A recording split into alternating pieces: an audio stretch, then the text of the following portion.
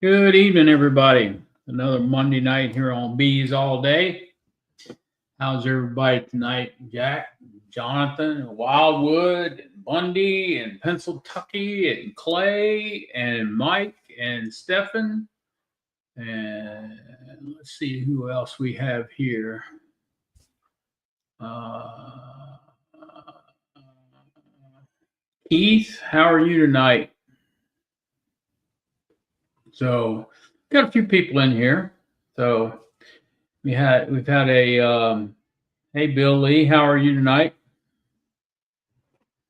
It's been a busy week, like over weekend. Hey Ben, how are you tonight?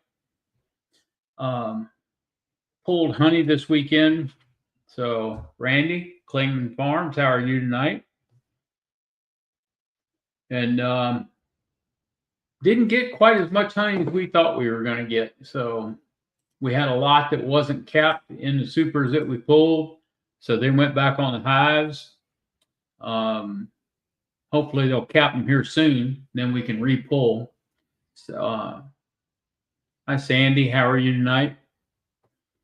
Wildwood Bee Farms, how are you? So it's been hot. It's been hot all weekend.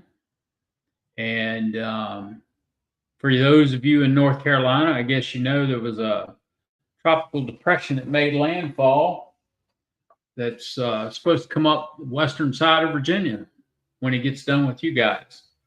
So it's supposed to hit here either Tuesday or Wednesday. So we'll see what happens. So, but yeah, we got last count was about 480 pounds of honey. So yeah, that's what we ended up with. As of Sunday evening, we still have, if they cap them, we've still got like 6 supers left that we can pull that wasn't capped, but they're all the frames are completely full. They were heavy. Yes, more rain for us is coming, Bill. There's no doubt in my mind. So they're calling for light rain tomorrow, but I don't know whether to believe them or not. You know what I mean? So 39% chance of rain tomorrow. And the highest chance of rain the rest of the week is Thursday, 51%. So we'll see what happens. Hey Dennis, how are you tonight? Yeah, we had a lot of rain too. I think that's why they were behind on capping a lot of stuff too. So, but everything's done disappeared here. So we're getting ready to start into a dearth here soon. If it hadn't started already, it's been hot. There's nothing blooming. Clover's turned under. So my sunflowers are blooming though. They started blooming last week. So we'll see how they go. So how's everybody else doing with the honey pull this year? I saw a post by Bruce with Bruce's Bees. He had another record harvest. So yeah, wet year to make honey. You're right, Bill. It was wet, very wet. But it was also a very cold spring too, so we got a late start. So buckwheat's blooming, yeah. They love that buckwheat this time of year too. That's some pretty good honey. I like it. You know, I like dark honey. So, but other than that, I mean, things have been going pretty good. Hope everybody's staying busy. Yeah, Keith, you've had a real good pull this year, didn't you? On your honey, as much as you pull. Yeah, you're back right. Yeah, it's time for summer mite treatments. Yep, exactly. That's the next thing to happen here in the apiary for us. is summer mite treatments. Link is pinned in the chat. Planted 3 times this year. Yeah. You know it, if as long as you let some heads drop, it'll keep regrowing, right? You don't have to replant. Yeah. Keith, it was a good year there. So I didn't have as good a year as I thought I was going to get, but it is what it is, right?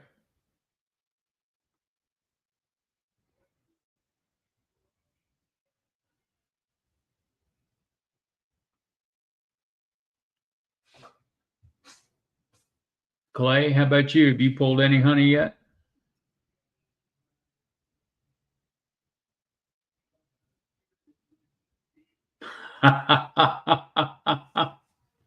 Pennsylvania, 5,000 buckets of honey, huh? I was beginning to wonder if you were dreaming.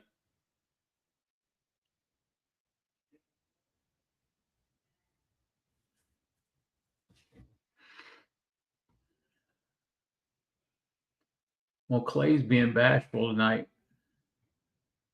Ah, there it is. 350 is so far for 21 more supers full. Yeah, you should do well. You should do real well. Hey, Nancy, how are you tonight? So, what was this post I saw today, Nancy, by Tom? You and him are switching nights. What night was he on before?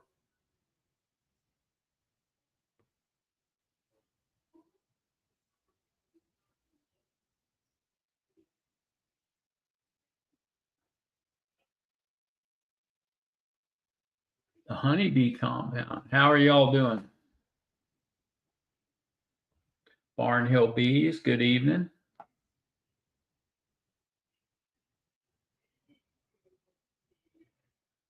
So you're getting a good sourwood flow, Clay?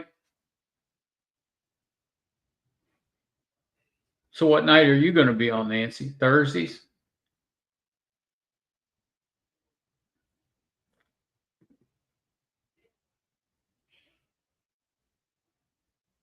Tom was on Tuesdays. Hey, Kathy, how are you? So is it going to stay that way? Or are you going to switch back to Wednesdays later in the winter? Hey, Clay. Yep, you're right. It's over here. It's done. So I'll be putting on mite treatments next week.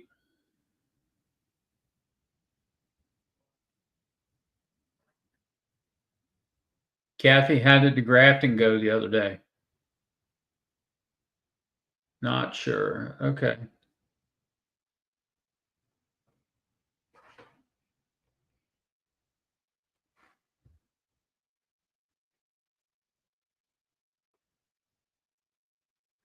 Do you go to just one market, Nancy, or do you go to several?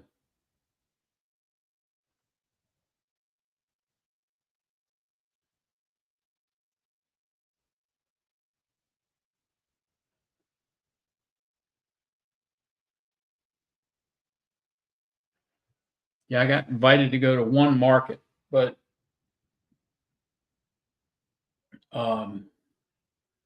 it's a monthly market. I got invited to go to one, but I didn't go because we only had 4 vendors. I would have been the 5th. So Mount Airy, Maryland. That's a little bit of a haul, isn't it? Oh, Philly. Mount Airy in Philly. Okay, never mind. I'm sorry. I thought you meant Maryland.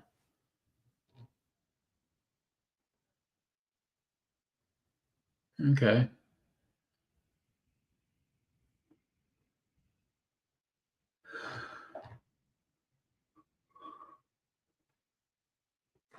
I know Charlie pulled honey over the weekend too. I don't know how much he did. He's coming on here in a little bit. He'll let you know when he comes on. So, what are some of the drawbacks to going to markets? I know, Keith, you go to a lot of them.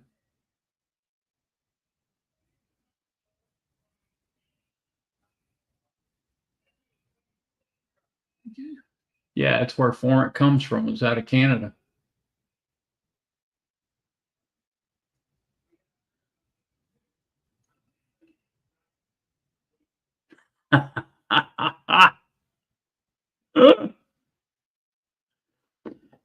I've been there. I've been there, Keith. I took the tour. I've been there.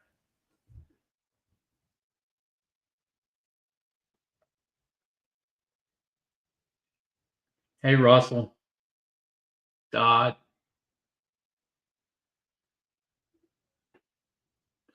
There's JT.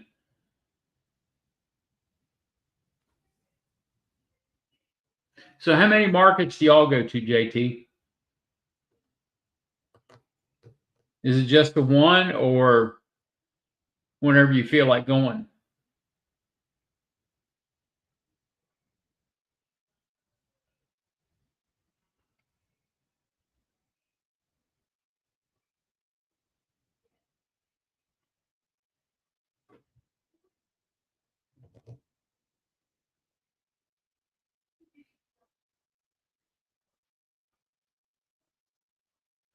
So why wouldn't we be getting any more out of Canada, Nancy?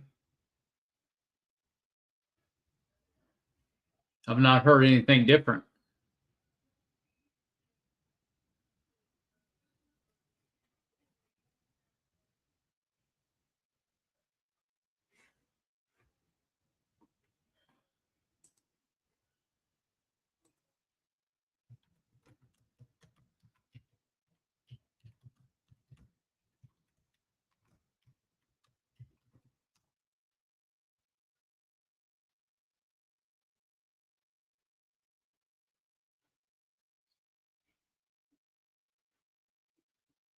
How you doing there, Tom?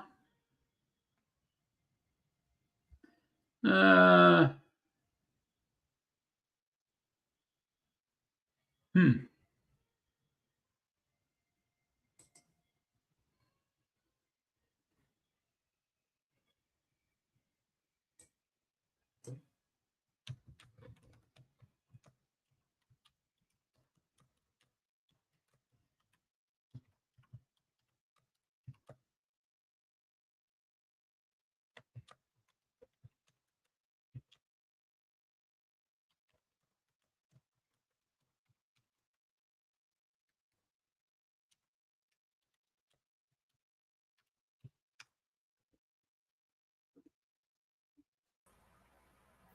Hey, Will. Hey, Bill. How are you How doing? are you?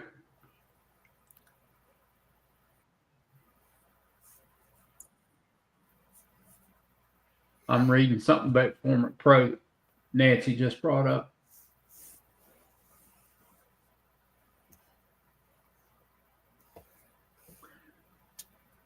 Nancy, it should not be a problem to get Formic Pro in the U.S. because it is registered with the EPA and granted a federal registration in the U.S. It's also approved under all 48 states for use, and all the suppliers and supply stores will be able to get Formic Pro. And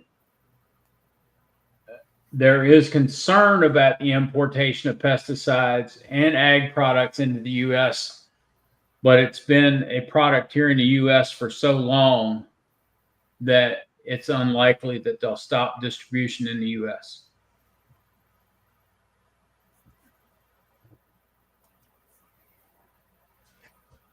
So that's where that stands. That's directly from Nod Farms. So what have Are you you been up gonna? to, Will? Well, I've been moving bees out. I don't know. I probably moved 70 or 80 bees colonies out to Yeah, my out yards and getting things kind of tightened down as much as I can before I jump into honey. So there you go. I heard you talking earlier about wanting to get into treatments here directly. Hey, everybody. Yeah, Yep. Nancy, I've been MIA. I've been running, but so are you going to have temperatures to to put Formic on, or what are you going to do? No, I'm going to use Apiguard, Apiguard. Well, you got to have temperatures for that too, right? thymol. Right, but you got to watch that temperature wise, right? It's 77, above 77 degrees, you give a half dose. Yep. And you got up to 104 actual air temperature, not ambient, not what it feels like. So you're going to look for an 80, 85 degree day. Is that what it is? 90s, 80s and 90s. Really? Yeah. Okay.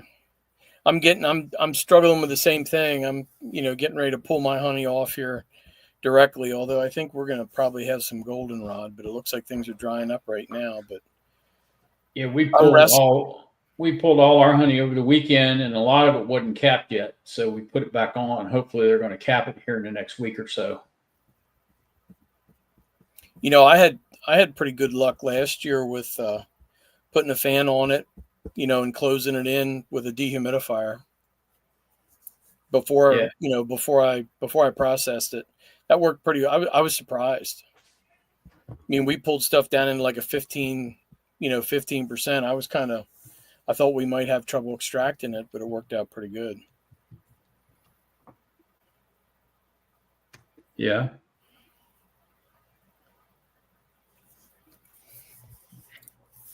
Yeah, I'm doing Apiguard this year too. That's what I want to do for my big treatment coming up. Yeah, I do it every summer.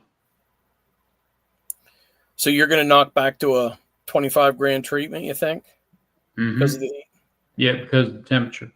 And then you're going to do 2 treatments, or what do you think? Well, I will do. I'll do the 25 grams. I'm going to do a mite wash before, and then I'll do 25 grams. When I pull that off, I'll wait a week and do another mite wash. And if my mites are where I think they will be, I may not do a second treatment. Okay. Yeah. I gave myself a month for doing whatever treatments I'm going to do, starting on July 18th. So I gave myself a month, and then that gives me 3 brood cycles till the first frost. My insanity that I'm going to try and do.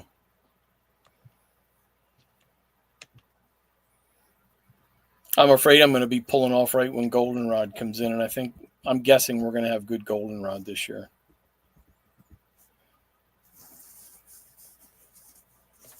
Well, you should. I mean, it sounds like you've had a good honey flow coming up to this, right?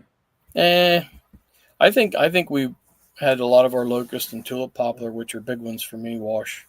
That rain and cold kind of hit right when they were coming in bloom a little bit. Yeah, it wasn't a good spring around here for anybody. Yeah, I'm hearing light, on a lot of the East Coast. I was hoping you'd be better down there, but I ended up with 480 some pounds so far. What was your goal? 1,000. Yeah. So I'll end up with half of it. Yep. So. But hey, we do what we can do. We live with what we get, right? Oh, absolutely. We're blessed to get what we get. Exactly. The way I see it. So. Yeah, I'm just afraid for my July 18th pull, or to start treating. I'm just afraid I'm going to have honey supers off when, the last flow comes. But there's nothing wrong with letting them keep that for winter, though, too. No, there's nothing wrong with that. Yep. Nothing at all.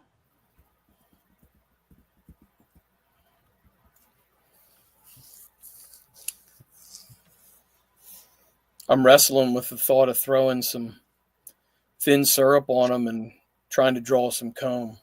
You know what I mean? In my honey supers too. Yeah, I get that. Those 2 self builders, man, they are into drawing some comb right now. Yeah. I put a box on it, just to see if they would draw comb. Mm-hmm. Oh man, they done drawn that box out. Yep. So I've got 2 boxes of nice white, pretty, shiny new comb for next year. Yep. Yep.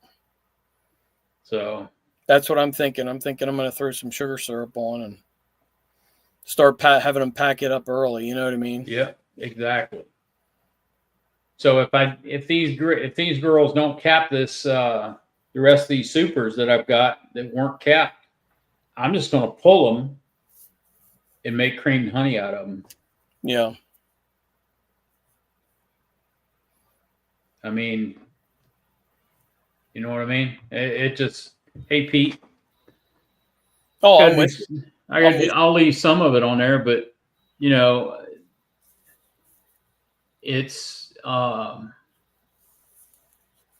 Tiny Creek. I did not. I did a mite wash early, or well, mid spring, and I couldn't find a mite. But I'm doing Apiguard.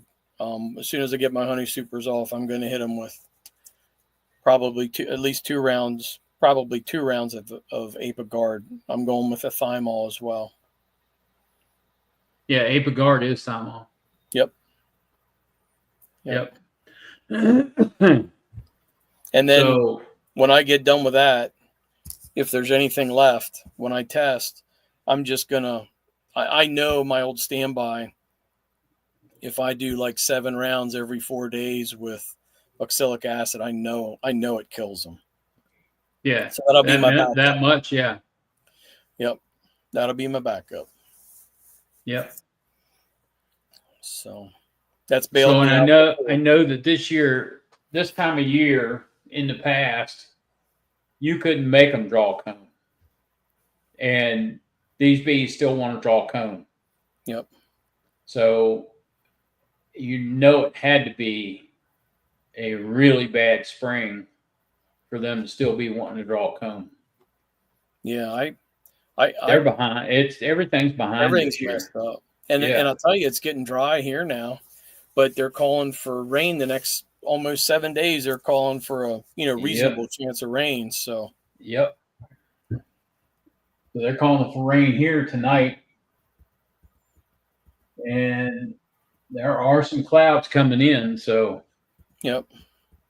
I kind of hope we get it because we just finished cutting hay and we need some rain on it. Yeah. How's your sunflowers looking? They're starting to bloom. Are they? Awesome. Yeah, they need some water too. Yeah, So I'm sure. come on out. So, yep, they're popping out individually all over the field. So I don't have any experience with Apiguard, but what's your thought on feeding when you got Apiguard on the hive?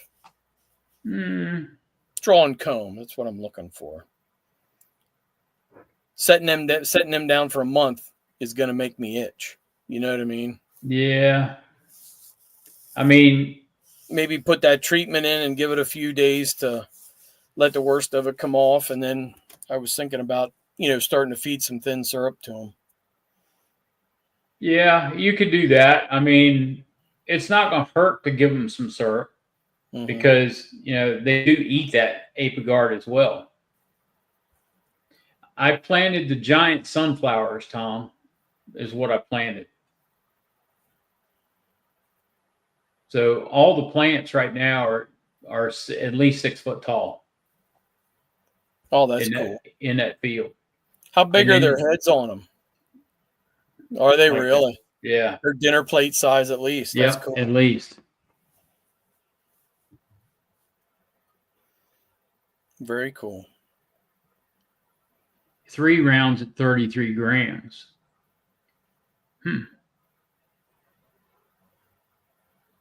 3 rounds at 33 grams at how many days apart, I wonder? What's the schedule on that, Danny?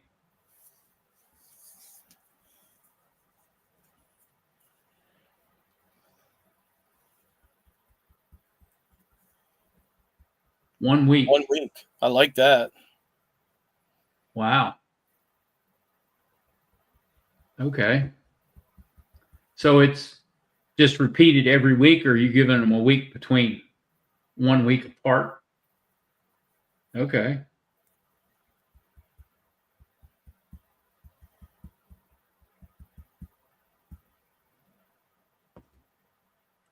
I like that. Hit that once a week for 3 weeks and Yeah, then it's clean up whatever's left.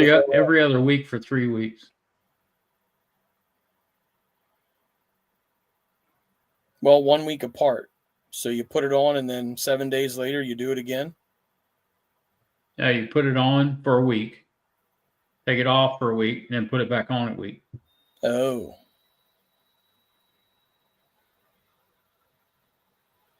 Well, that little card should be empty after a week, I think. Would think. I mean, I know temperature and humidity, all that happy stuff. Yeah, it's either going to be empty or it's going to be propylized up. One of the two. So I had somebody do a 25-gram treatment. Oh, No, every week. So every 7 days, I could get in a schedule of Fridays I could do 2 yards, Saturdays I could do 2 yards, and just keep that rolling. Yep. That would be sweet. Nancy, you got to turn on your microphone and your camera before I can let you in. It's not letting me let you in.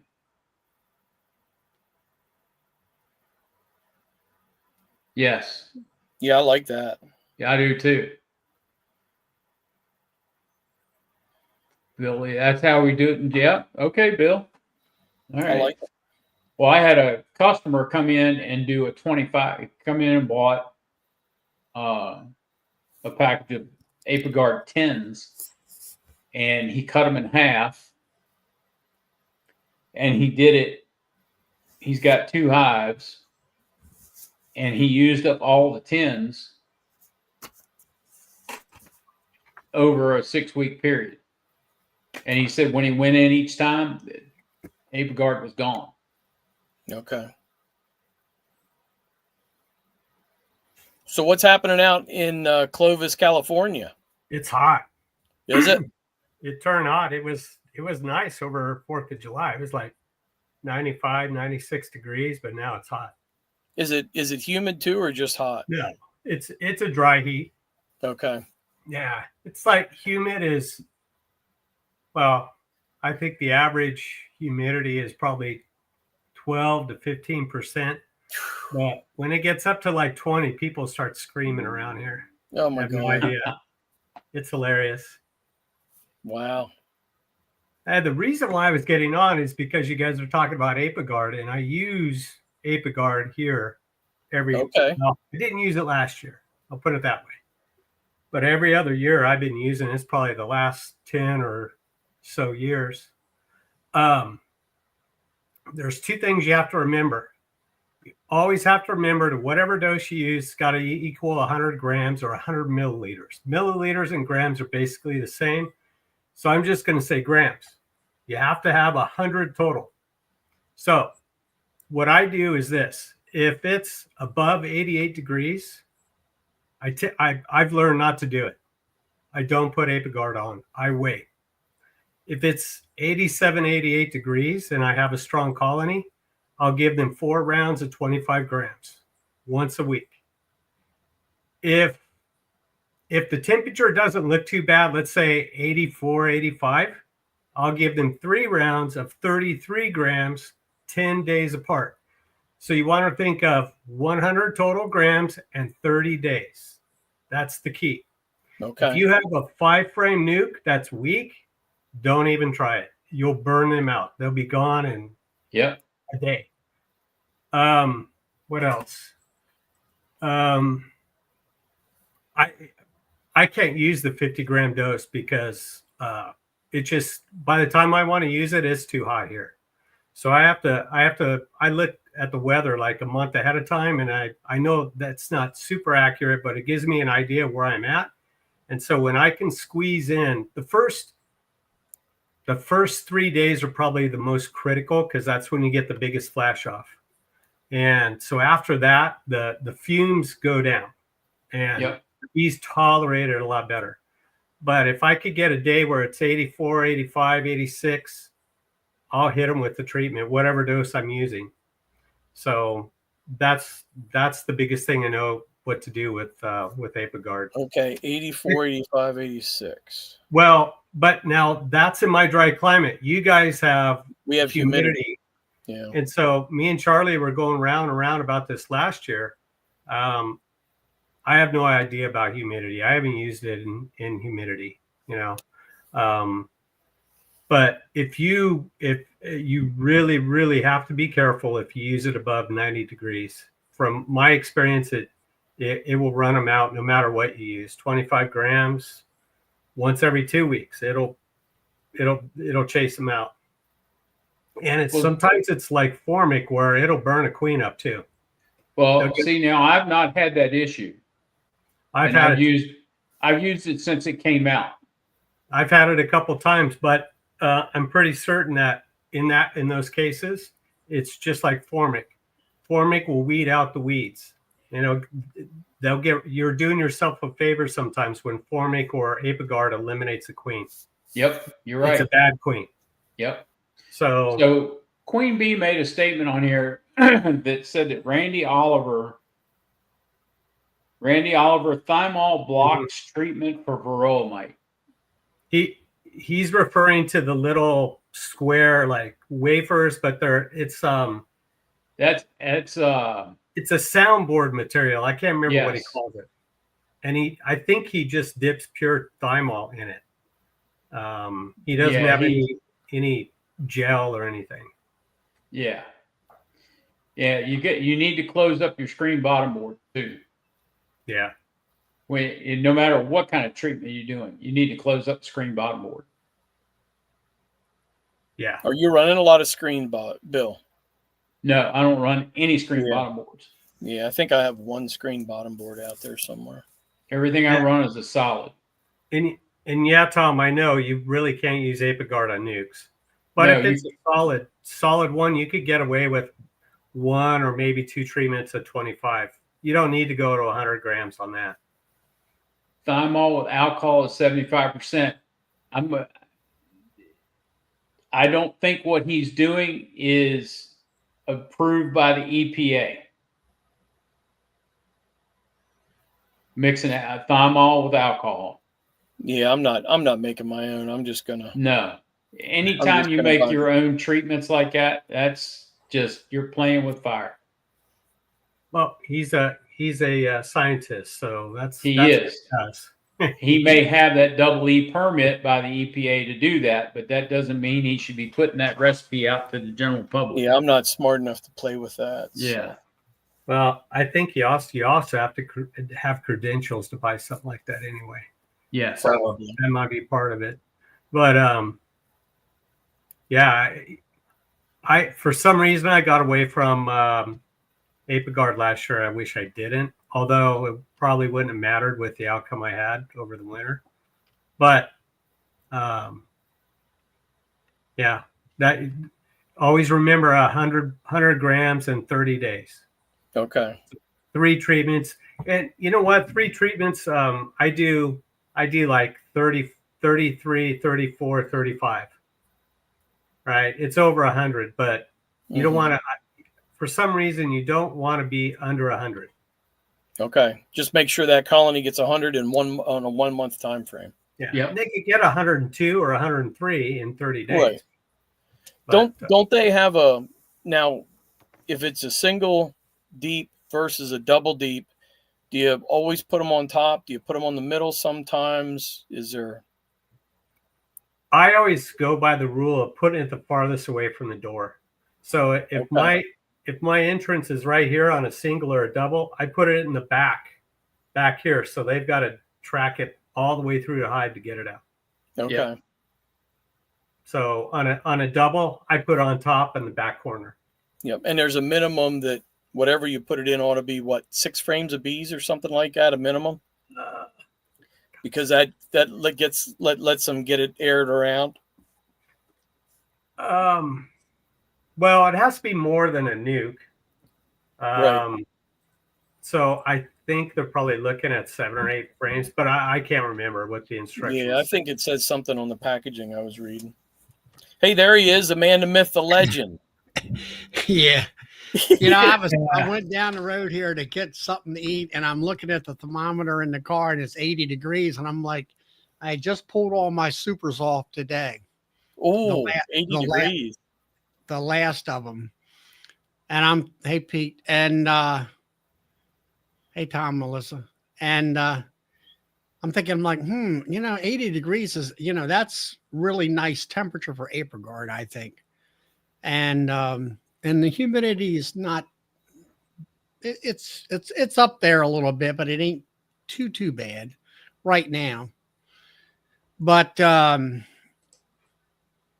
you were saying within 30 days, if you did it in 3 weeks, and I've been thinking about this, about 35, 35, 30, which equals 100. Yeah. Yeah.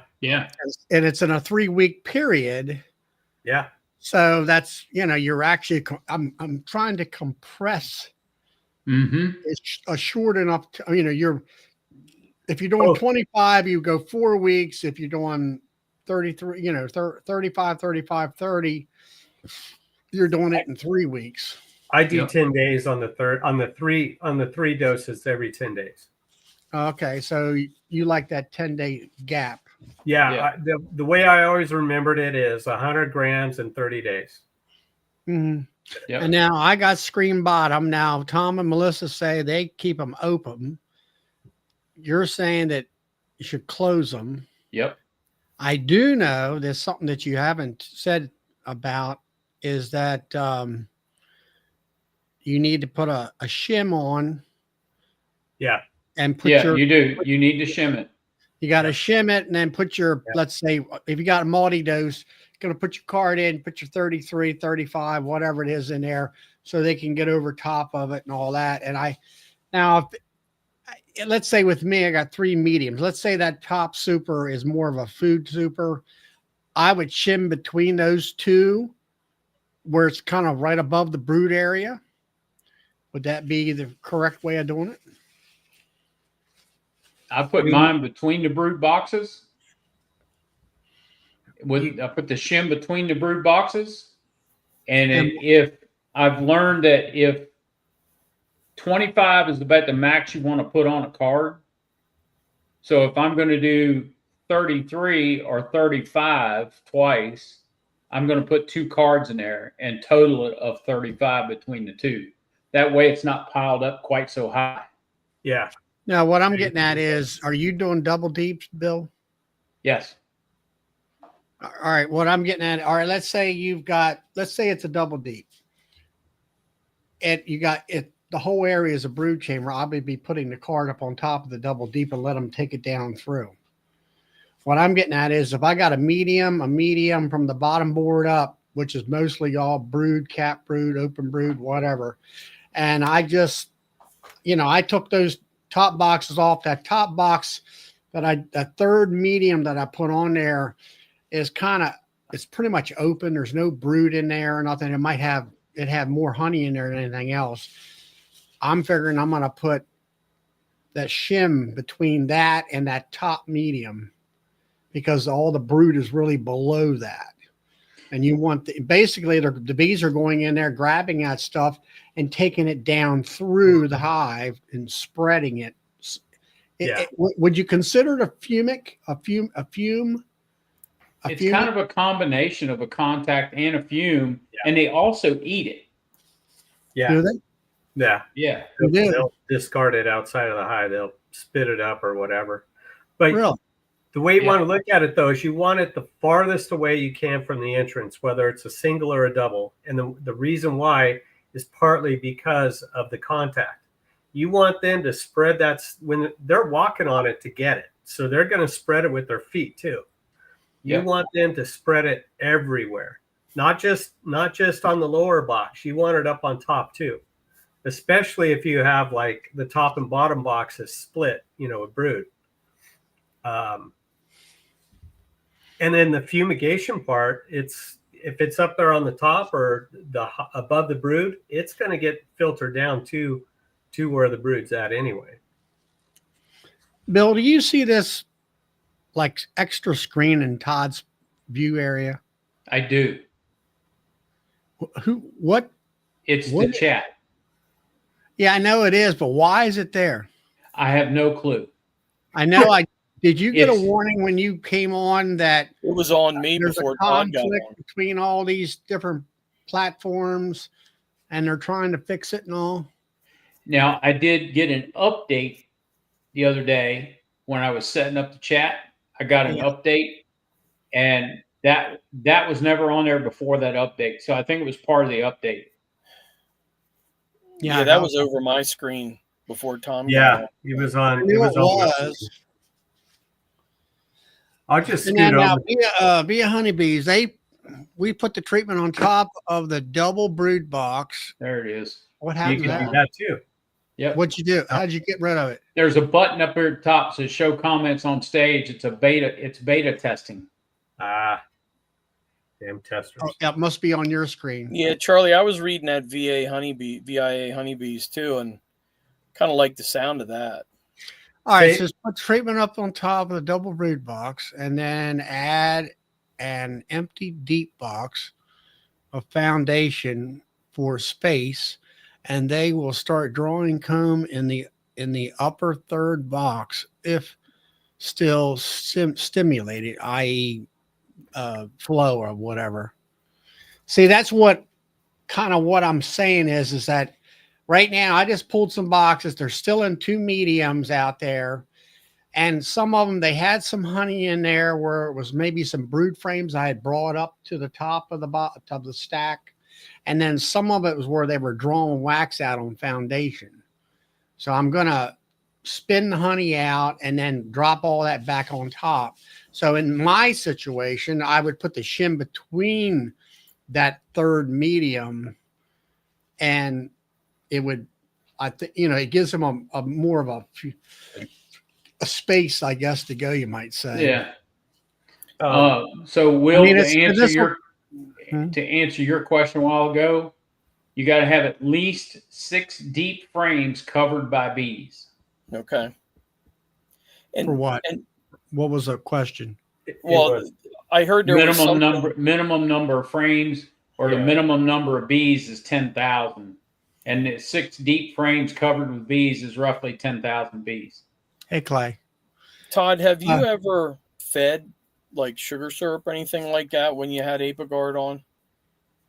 No, because usually when I do this treatment, I do it during the dearth. So I'm at that late summer, early fall part, and there's nothing going on. I haven't messed with feeding them while applying Apiguard.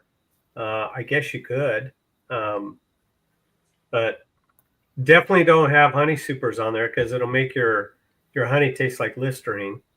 Yeah, no, I was looking at, pulling my honey off, and then looking at throwing maybe another, just something on to draw comb with some, maybe some thin syrup or something for this month time frame. You know what I mean? Yeah, you could do. I mean, I'm sure you could do it. I don't think in the instructions, at least what I remember, it doesn't say anything about where you can't feed while using it. But you do want them to be attracted to it to get it out or spread it around. So maybe you feed at the tail end of applications, like you do 425s. Do it in the second half.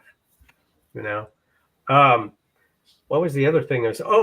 So if you want to use Apiguard, what I do is I save my old boxes that I want to throw away or burn, and then I put them on a table saw and I cut them down about 1.5 inches. And so those are my shims.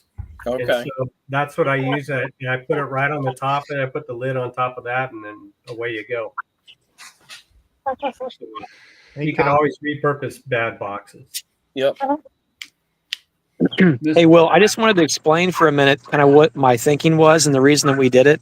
So like you guys are talking about it in there, and I know Todd has used this before in the past, and he's like spot on per the label and everything that he's talking about. And it's pretty much how we have done it, with the exception of, like I said earlier, I mean, not trying to be a rebel. I'm just being lazy sometimes with the fact that we have a lot of screen bottom boards on it. And I don't usually put them back in. I don't put them back in the winter. I don't put them back in when I use oxalic acid vapor. And I realize I'm probably losing some of that, and the efficacy may drop a little bit.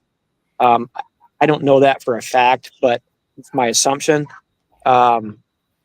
But I you are supposed to have some sort of like shim or something on top of that so that the bees can get, because you want the bees to get in it and get it all over them, and you want them to start carrying it all the way through the brood nest to get the best efficacy for that product possible.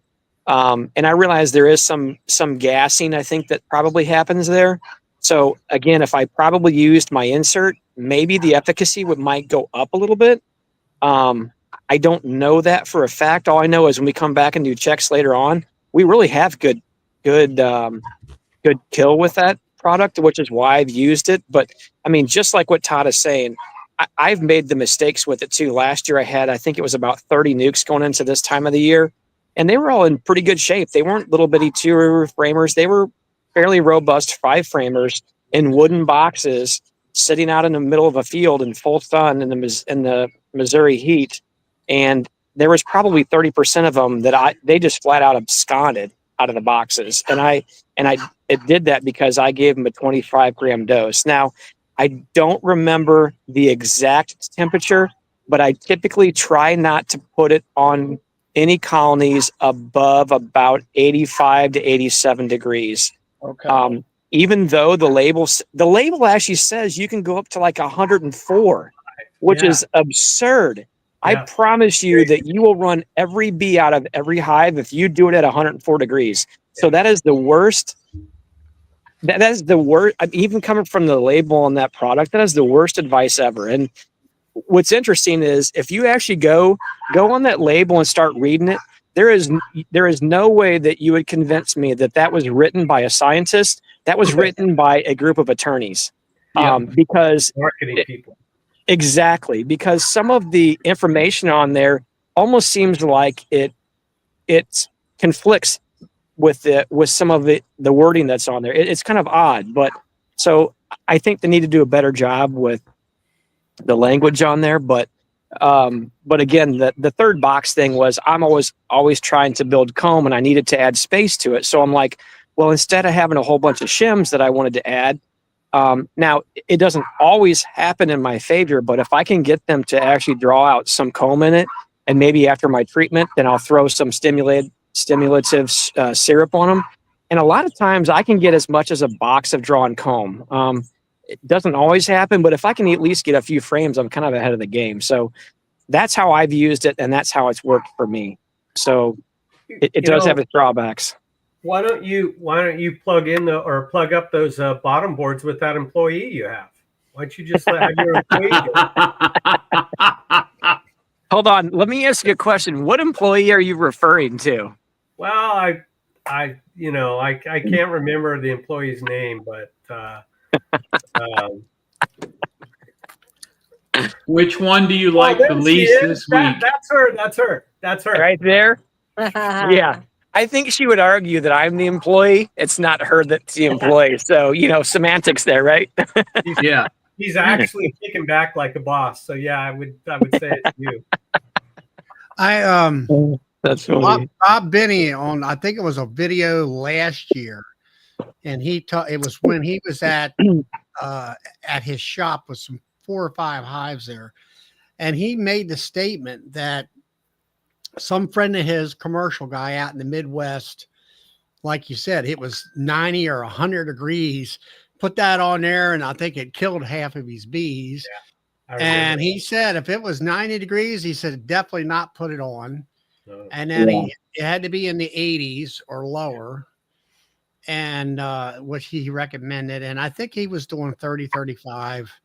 Now, again, remember the timing of the product. It depends on the dose, but 25 grams, you could, if you look at the 5-day forecast, and tomorrow and Wednesday, it's going to be 85 degrees. And then Thursday and out farther, it's going to be like 95. You could get away with applying it tomorrow morning, let it off gas for that couple of days where it's still in the mid to, it's below 90, and then you'll be all right when it's 95. The thing is that when I first started using it, and for anybody that wants to try it or is kind of thinking about trying it, don't this will be my first time. That's why I'm. Don't freak out after you apply it and you go back. Let's say you do it in the morning, you go back in the evening, and it's warm outside. You see thousands, like the picture behind Bill. If the front of your box look like that, don't freak out. They're staying outside to try to vent the hive and keep it cooler in there to get that stuff out.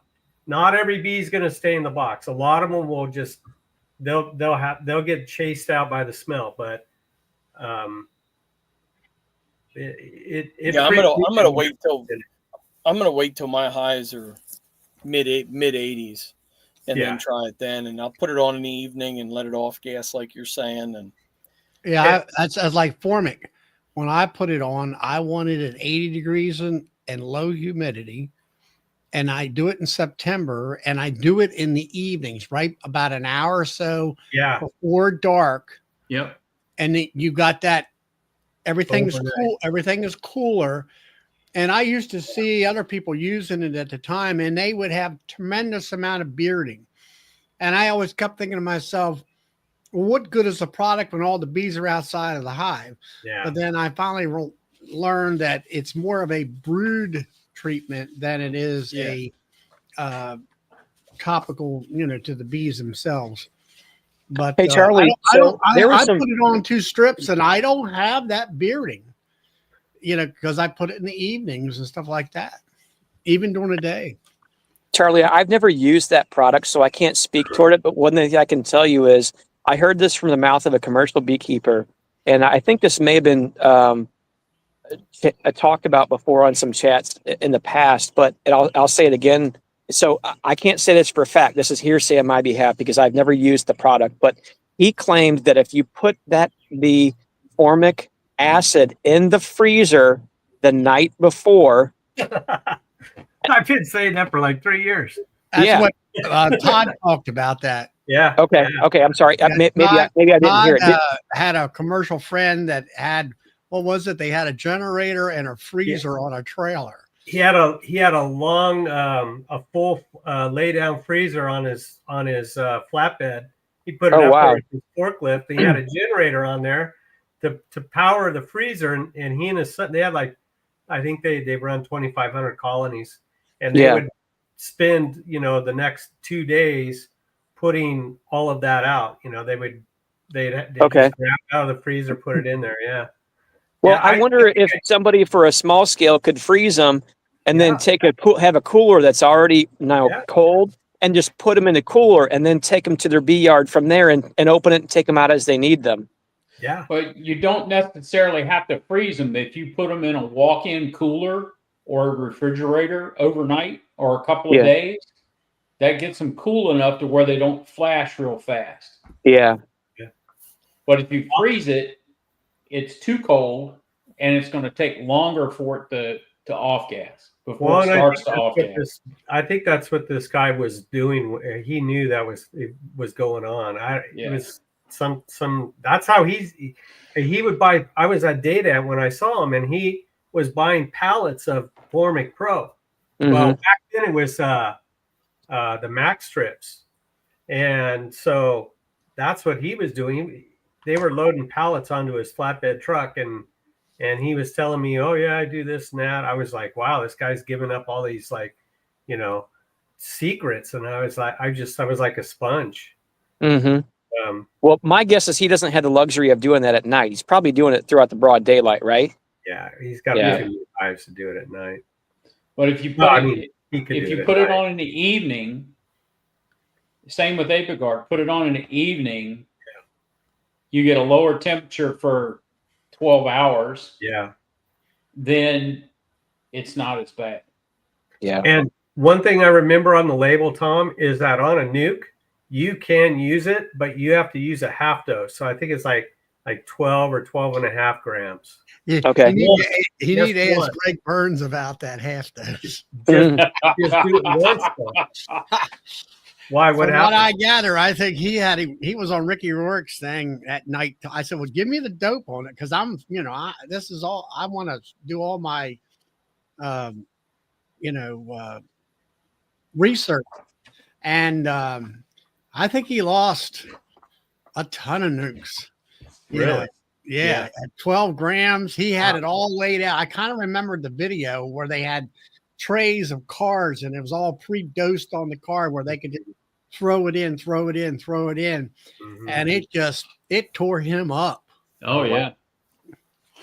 Oh, But another that's like thing. I use Formic on nukes.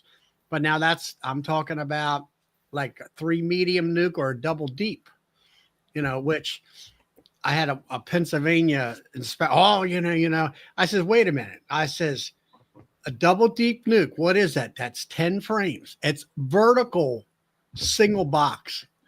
I said, and then of course, one thing you did point out now, my nukes have a screen. It's set up like a miniature hive. It's got a screen bottom board, inner cover, tele cover, and all that, where he's thinking about a person that has a solid bottom with a bird, a bird hole in the round disc type thing. I said, no, mine's like normal. And I've had great results with Formic. You put one pad right on top the brood and a double deep or 3 mediums, and it worked fine. It does a good job. Last year, I actually had an extra pad, because you take a satchel, you can split it and put it in 2 nukes. And I had this extra pad. And I'm like, I don't want to waste that pad. And I had this here nuke. I don't know whether it was 3 mediums or 2 deeps. Maybe it was 2 deeps and a medium or something like that. I put both of them in. There was brood in the bottom deep and brood in the top deep. Put a pad here and a pad up here. Not a problem at all. Didn't kill anything. Nobody left or anything. So, but it was, when I do Formic, I want it at 80 degrees, low humidity. And I asked Nod about that. Oh no, the humidity doesn't mean anything. We tested in Florida. And I'm like, I don't know. To me, humidity is like alcohol and medication. It intensifies. Try it, Charlie. Try it on a hive. No, I'm serious. Try it on a hive, because if they tested it in Florida, where it's way more humid than up in Maryland, I think. Yeah. I mean, maybe it doesn't make a difference. I would think it does, but It does. I've done that in Virginia when it's been humid in the late part of the spring, because I missed the early spring window, and it got too late in the spring and the humidity got up on me. It makes a heck of a difference. Yeah, Charlie, I think if you did the same thing with your Apiguard that you did, parameter wise for your Formic, I think, low humidity 80s. Well, I mean, I have not used Apiguard. Well, no, but I'm just saying, sounds about right. I'm looking at, like I say, I was going down the road tonight and it was 80, 81 degrees. And I'm like, that's a good number. Yeah. For putting that on. And I just, like I say, I just got done pulling the rest of my supers off. And I'm like, if it's 80 degrees and it's going to be relatively low humidity, I think it'd be all right. And I figured 35, and 30. And then with the shims. And then what else I was going to think about? Just do it that way, Yeah, here's your answer about a nuke box for Formic Pro directly from Formic Pro. Yes, Formic Pro can be used on a double deep 5-frame hive. But you got to make sure that you have at least 6 covered frames of bees, which is average of 10,000 bees on 9 deep frame on 6 of the 6 9-inch deep frames. I had about 5. I had about 10 with my nukes. They are always, well, I know with your nukes and my nukes, 10 frames of bees. There's 10 frames of bees on that baby. Yeah, but that's directly from Formic Pro. Well, I couldn't find that unless they've changed. Haven't they started? They are more free with their information now than they Yeah, have but been in the didn't past. they kind of update things a little bit where they were testing for nukes and Yes. stuff? Yep, they did. Oh, I wanted to talk to Tom. Tom, probably a connection problem.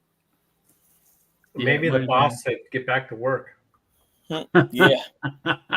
being that he's the worker. Come on in here, Bruce. Yeah, Bruce. I saw your You're post in about down- the record honey harvest again this year. Come on in here and let's talk about it. 9,000 pounds. How much was that? How much was the record? Yeah, he killed it last year too. Yeah, he did. 9,000 pounds, I think. Hey, Dude. Bruce, you do Apiguard down there and some real definitely It's humidity? probably in December. Yeah. Probably. You probably did. Yeah, the lower end of that range, finally happens. I can't do it when there's a flow. So then I have to wait till the end of April. And then the end of April, things are starting to go around here. I just can't do it until like September, October. Yeah. Todd, As long as I get 2 brood cycles in, I'm good. That's all I care about. Todd, are you starting to see more of the citrus stuff out in your direction with the Florida, with the greening of the citrus, or has it always been there pretty much? Greening? Yeah, they were talking that down in Florida, there's a greening of the orange, the citrus fruit down there, that it's having a big impact on the citrus fruit. Yeah. And I didn't know if you were dealing with any of that out your way. Haven't noticed anything yet. Okay. At least It's a bug or something. we're always a year behind, so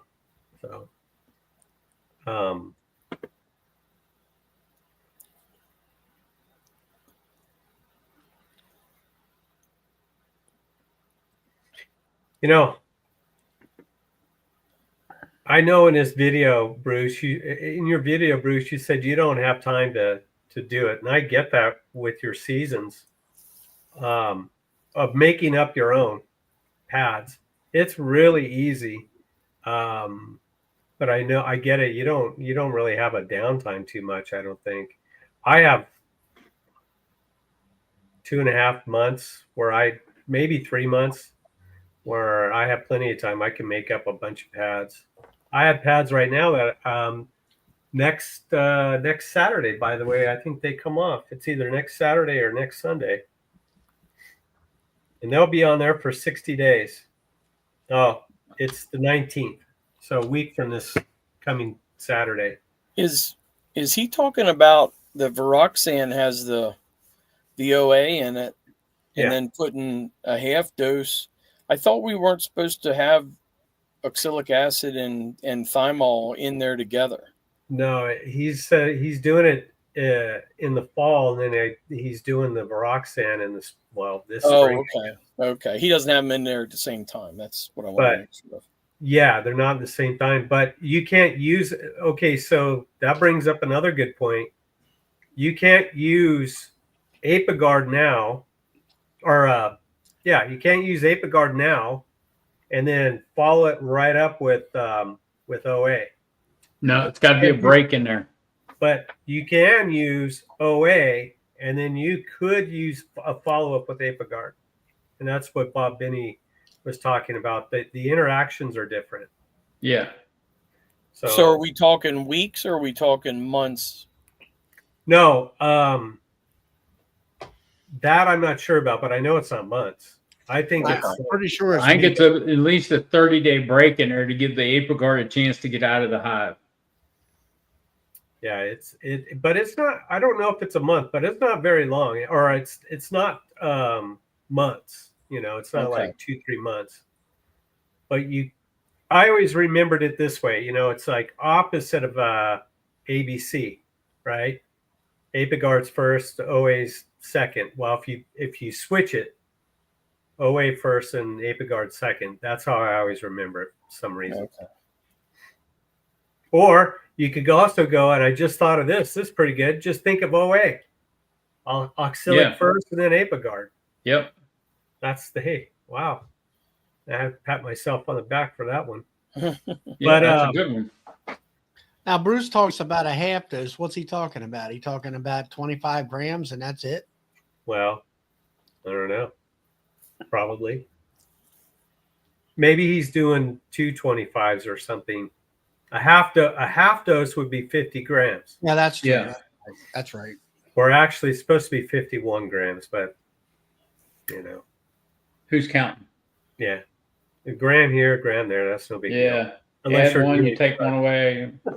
Yeah, it is what it is. If you're a drug dealer, then it's a big deal. But otherwise, Exactly. for the rest of us, no big. Does anybody know what Apiguard is down there in Shenandoah Valley, Bill? Oh yeah, they're figuring it out.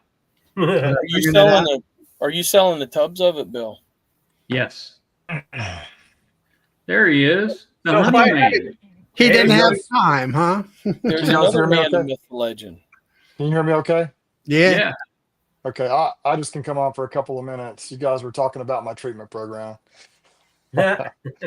So, wait, hold on. Let me put a hat on. I want to see my bald Oh, head. there you go.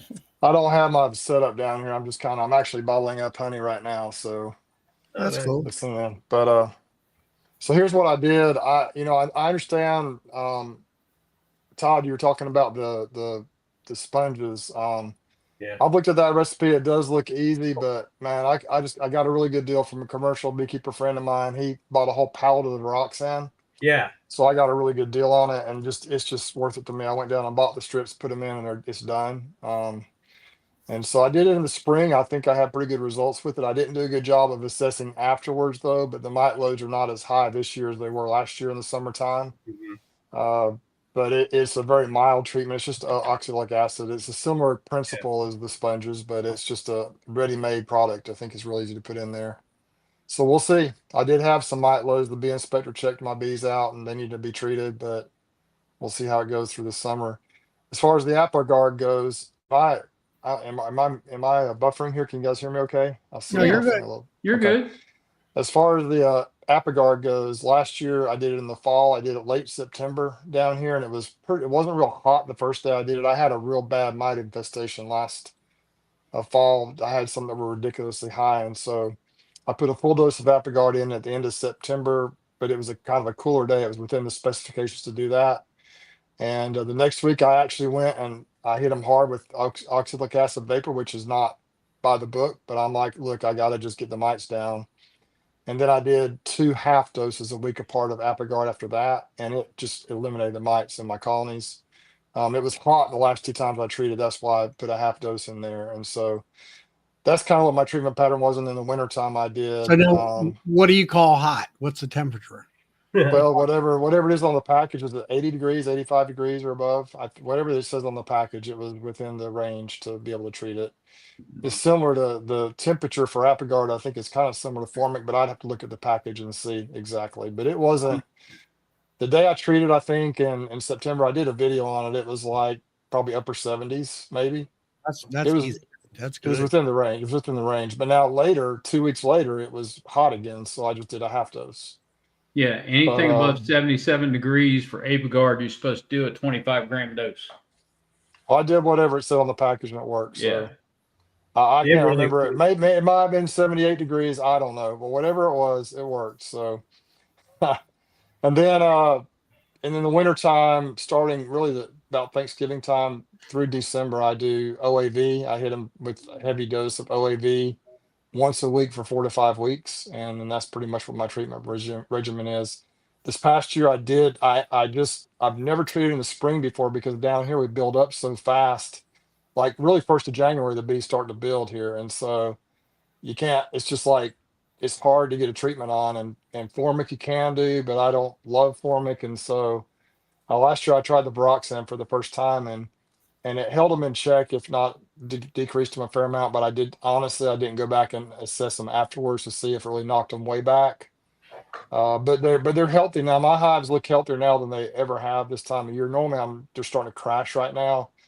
And I went in when I applied the Baroxan strips this past weekend. It was the first time I've been in some of those colonies in the brood boxes since March or April. and they are the strongest they've ever been. I did combine a few that were weak, and there were a few that were kind of on their way out. Maybe some queen issues, maybe some of the queens are getting old, but overall, my bees look better than they maybe ever looked this time of year. Normally, right now, I'm just hoping I get through the summer and they survive, and we still have a couple months left of summer, but I'm really excited about it. So hopefully I can keep them down. And we've had a good year here, as you guys have seen from my videos. I think my queens have been really good. I've found a queen source I really like, and everything has been just really good down here for us this year. So I'm curious. Well, first of all, let me go back. When you said sponges, there's two different ways to do it. Sponges, you can make them with sponges, or you can make them with pads. I yeah, use the pads that soak up they soak up sure. oil. You're They're talking about the Swedish towel or whatever they call them, the Swedish sponges, or That's the Swedish sponge. I use a pad. It's a Blue Pig absorbent pad, like okay, those crabbers up in Alaska when they have an oil spill in the engine room. They throw those down. It sucks up the oil, and okay. and so what it does is it holds it. So I'm interested to see what those Varoxan strips look like when you take them out when the treatment period is done, Oh, because they eat them up. They start to get them out of the hot. They're made out of so they chew. Okay, they're so made they're out of chewing. that. What's that? It's a type of it's when Randy Oliver has his recipe, he talks about two ways to do it. You can do it with the pads, or you can do it with whatever it is, chipboard, I think he calls it. It's like Chipboard. chipboard or something. Yeah. Yeah. That's what these are made out of, I believe, is chipboard. Because see, when I use the pads, or the sponges, I didn't like them because they dried up, and you couldn't, if you did a hive inspection, you get your hive tool underneath that strip to flip it off, they crumble. Yeah. The bees would chew them up and take them out. Yep. So these pads, they don't dry out. I don't know, I Yeah. could probably reuse them, but I don't know how good the oxalic acid is in them. Well, Todd, I'd like to have a conversation with you about this whole thing because I'm using a water pig mat, and I'd like to talk to you about that then. Sure. For sure. But it's if the strips, those Varoxan strips, are getting chewed up and taken out of the colony, well, how much of that strip is really staying in there? Oh, it's These not. pads, They don't. It doesn't stay in the whole time. But it's a 6 week to 8 week treatment, I think, or 6 week treatment. And yeah, so, really, if you go through a whole cycle of varroa mites, it's like your 21 to 28 days. And so, mhm. if the value is that, I'm not saying it's the best thing on the. It's probably Oh, not as good as the pads, but if it works, if it keeps them down, I really want to get them through summer, and then I want to be able to. I want to get them to really my Apiguard / OAV treatment time frame, and if I can keep the mites at a reasonable stage, then and keep yeah, the bees healthy, then I'm going to start hitting them hard with the OAV when they don't ever brood completely down here. But in the wintertime, it's easier. It's just easier to get in them every week or 10 days or every week and do OAV just because it's not so dang hot.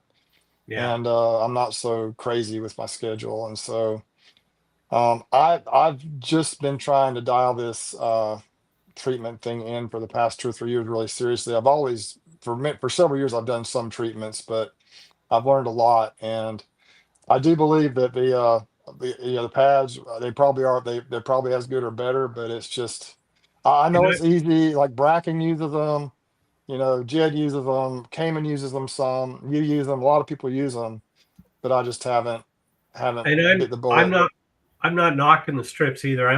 I'm just comparing them to the experience I had with the sponges. Yeah, Um, yeah. in the strips. I wanted to know before you even said they chewed them up. I wanted to know if those things dry out. That's the big thing. They don't dry out too bad, to be honest. They're Okay. pretty they're not like wet. They're never wet. They're just kind of a little bit of a moist. And even the ones I took out, they weren't totally like dry. They weren't like, but So, they are flaky. They do kind of flake off. And I guess the real test would be maybe you could try this, Todd. You could do an experiment where you did kind of a certain number of bees with the Roxanne, a certain number with Okay. the pads, and just see if there's a difference. That's the old Randy Oliver method. And my plan this year was to go a third Roxanne, a third pads or strips or whatever, Randy Oliver's recipe, and a third Apivar. And it just came down to it. I just had to get out there and get them in the hives, get something in Yeah. there quick, and just be done with it. I was desperate because uh, I got that whenever I take the honey off, then it's the clock is ticking for the next year, and the pests down here could become brutal in the summertime down here with the hive beetles and with the mites, the combination. The bees start to breed back, and the clock is ticking. As soon as the honey comes off, clock is ticking. You have to get something done right then. And I'm just so, you know, just hair on fire for about 3 or 4 months. I just don't have time to. If I didn't have a full-time job, I could more easily just try and do stuff like that. But I've just got to get something on them and hope it's effective. And if it's not, then I won't try it again next year. Truth be told, Apiguard has been good for me up until last year, and it was effective on most of my colonies last year. But I had some that, like, I had one that tested like 75 and one that was up around 60. I've never had anything hardly even over 20 or 30 ever in the past, and so I freaked out about that. And I thought, well, maybe I don't need to use Apiguard, at least not for a while. And so that's one reason I wanted to try something different. And I had So considered are Go you ahead. draping the strips over the frames, or are you putting them on top? Yeah, I'm just doing it per the packaging, and I know that like Brian, Flower Street is putting them over the top. It would be much easier to do that because, yeah, it's kind of hard to stick them down in the frame sometimes. Oh, they eat the darn comb away.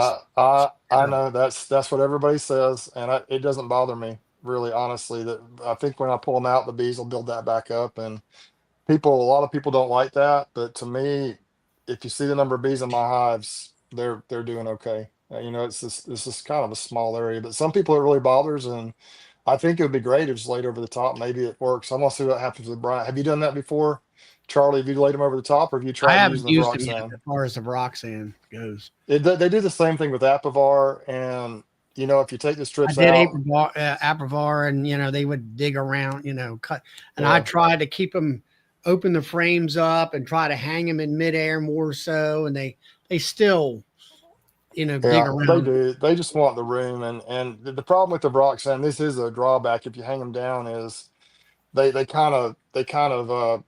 separate. Like as it goes down, it kind of separates out. And Mhm. so when it separates out, it's hitting the frame's neck. They don't really do it on the frame the Roxanne strip's hanging on. It's the strip next to it where the problem is with that. So it's not every frame is being affected, but I understand it. A lot of people worry about that. Personally, I just don't worry about it. It doesn't bother me. So many things that bother a lot of people just don't bother me. I just got to do what I got to do. And I do believe the bees are going to I don't know. I just got the strips out of some of them. Honestly, I left the strips in on most of them. I didn't have a chance to get them out. And but most of the strips are either chewed up or there's a lot like little tiny bits of them left in there. And so I don't know. I don't do things by the book all the time. I'm not the best beekeeper, obviously, You but do things that work. somehow my bees tend to survive, and they make me some honey every year. So up until now, at least, even though I feel like I'm trying to survive most of the time. So how uh, many pounds did you get? I haven't watched the videos here we recently. had this past harvest, we ended up with a little over 9,000 pounds of my honey, and then Honey Hill had 9 buckets, whatever that was, 9 times what, 540. And then in the spring we had so I ended up with over 11,000 pounds for the year. So So not too have you? bad. I So mean, what are you figuring on getting a good deal at Nobby this coming year with a new cow mini extractor? no, I would love that, but no, we actually knocked out, we did 260 mediums and 8 deeps. We did it like in a little over 10 or 11 hours with the crew we had. We did almost, well, 268 boxes. So we've got a system that works pretty well, but it requires a lot of people. And so I've been Yeah, using how all do the you get all them people to fly in for free and work for free? That's what gets. well, yeah, some of those people may have had a little help. I'll put it that way. But no, the people, I just kind of, it's a case by case thing. Look And at there. Glade says you're a slave driver.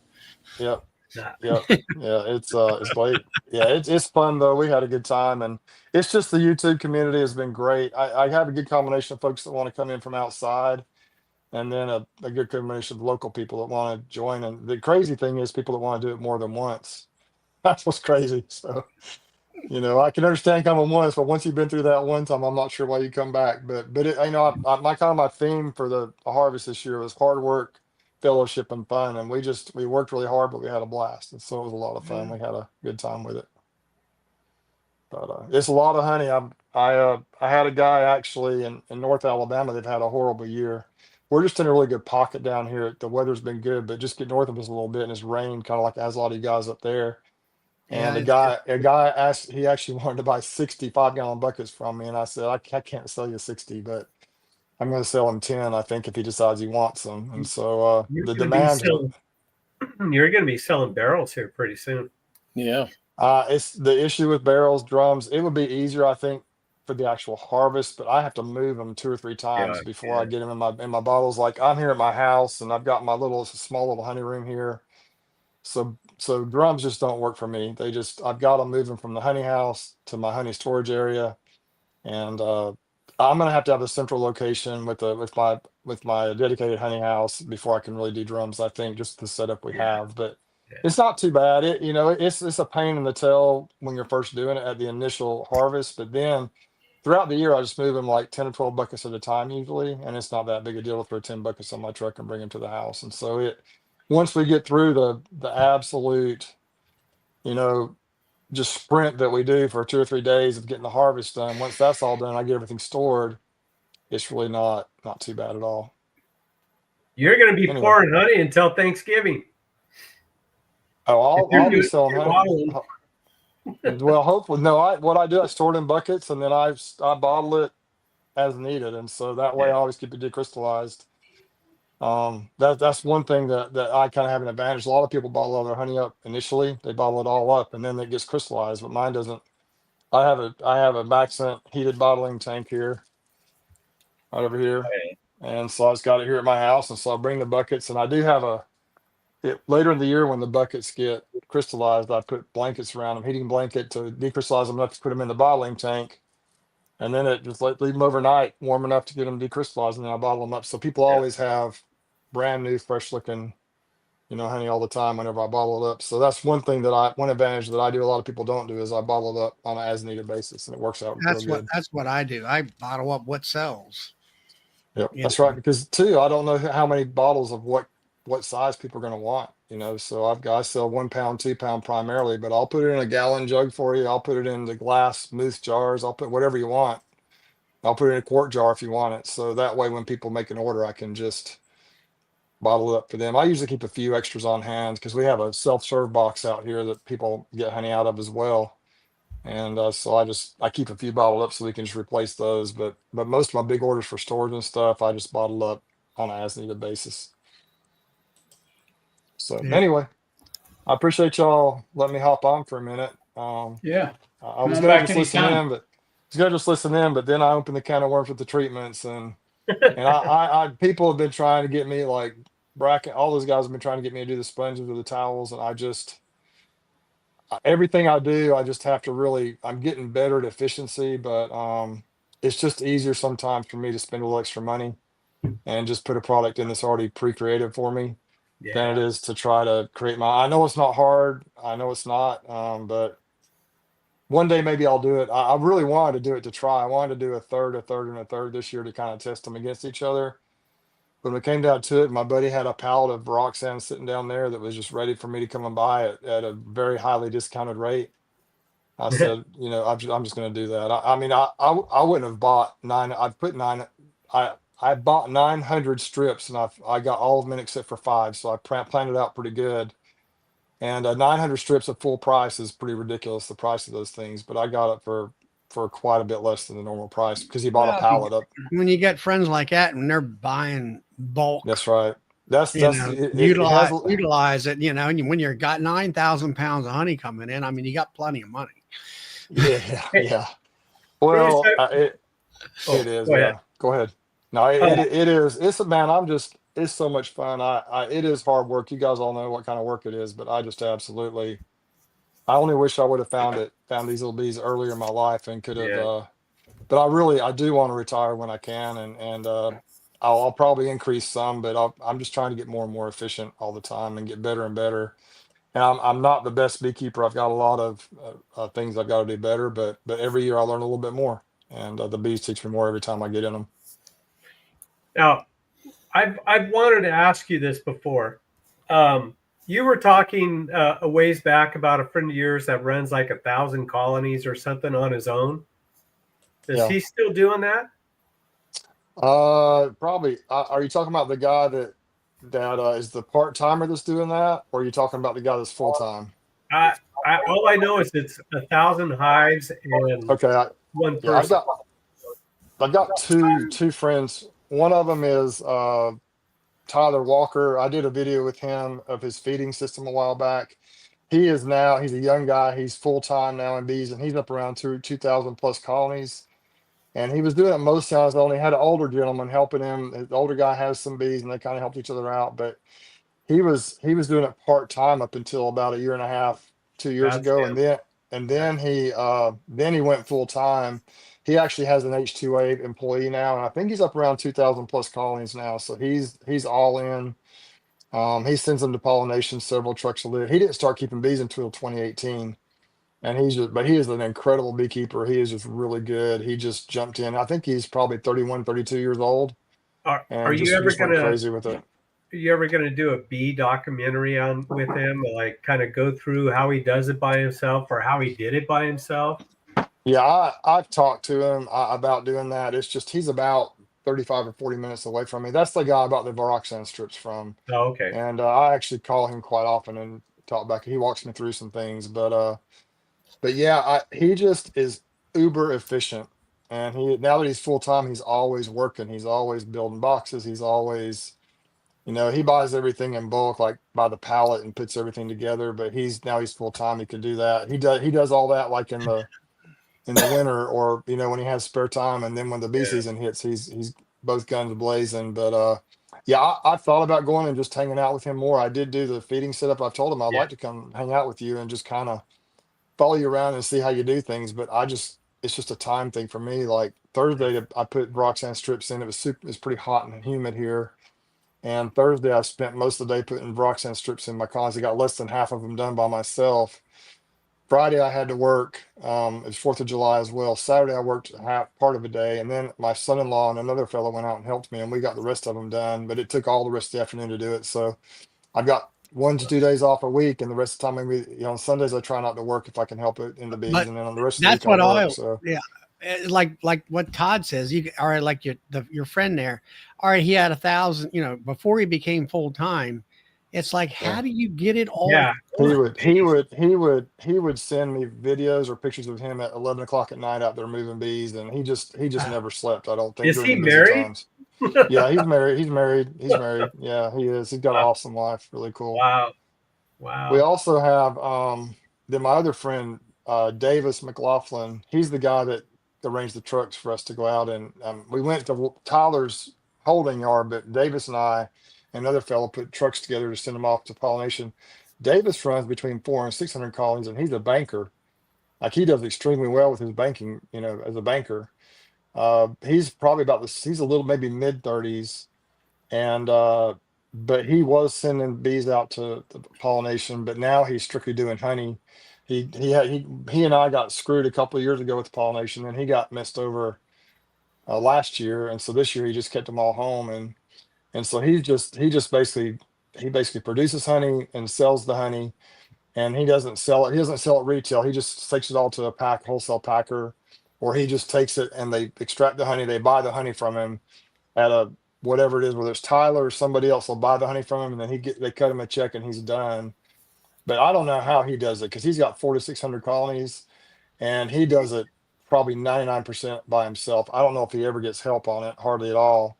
But he's a big, strong kid. He's probably 6'3", probably 250, 240, 250 or bigger, and he can just throw boxes around like there's nothing to it. But still, here in the he does some deeps, and I think he does mostly mediums for honey now. He used to do a lot of deeps as well.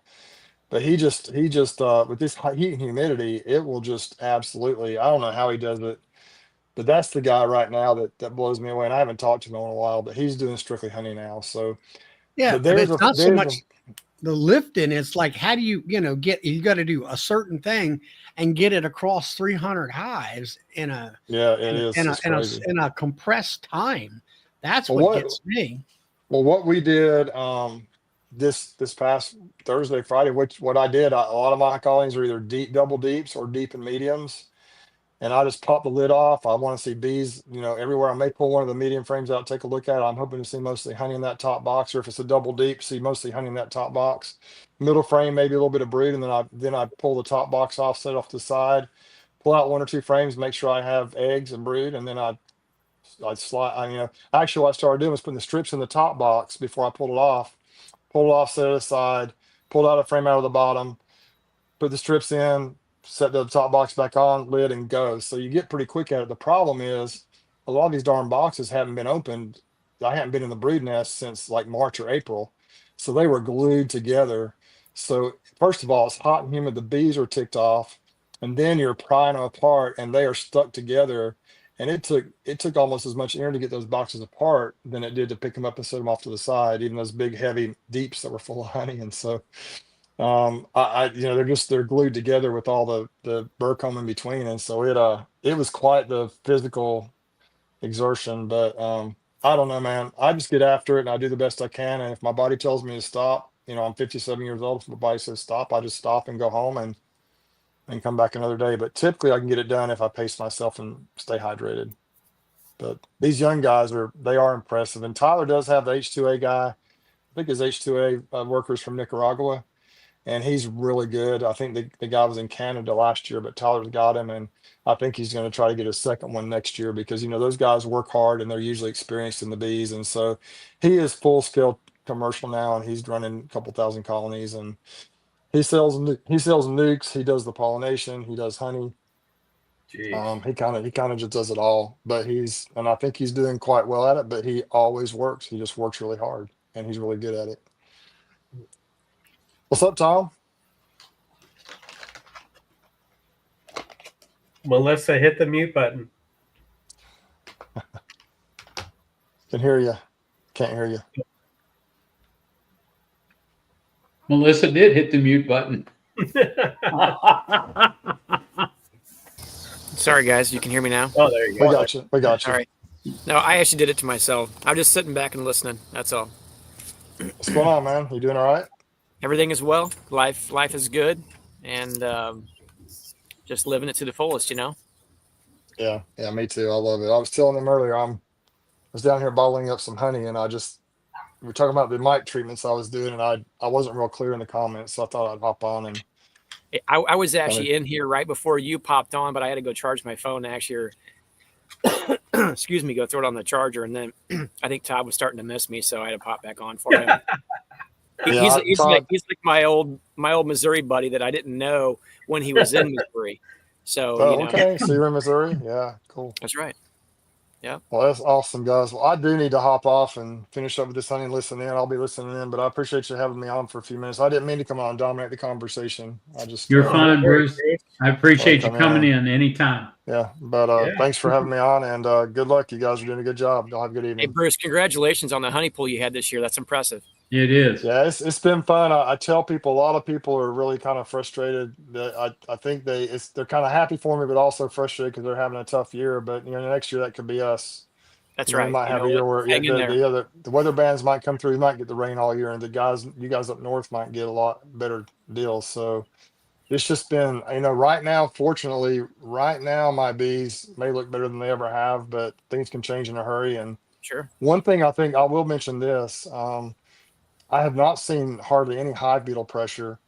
The Bee Expo, I bought some bye-bye beetle, the little traps with bait in them, and then a guy sent me, was Jared Markham, I think is his name, sent me some little trial called beetle crushers to try out for the beetles, and the little things you put over the frames. And anyway, so I was all prepped and ready to go with the beetle treatments, and I only treated 7 colonies out of all my colonies.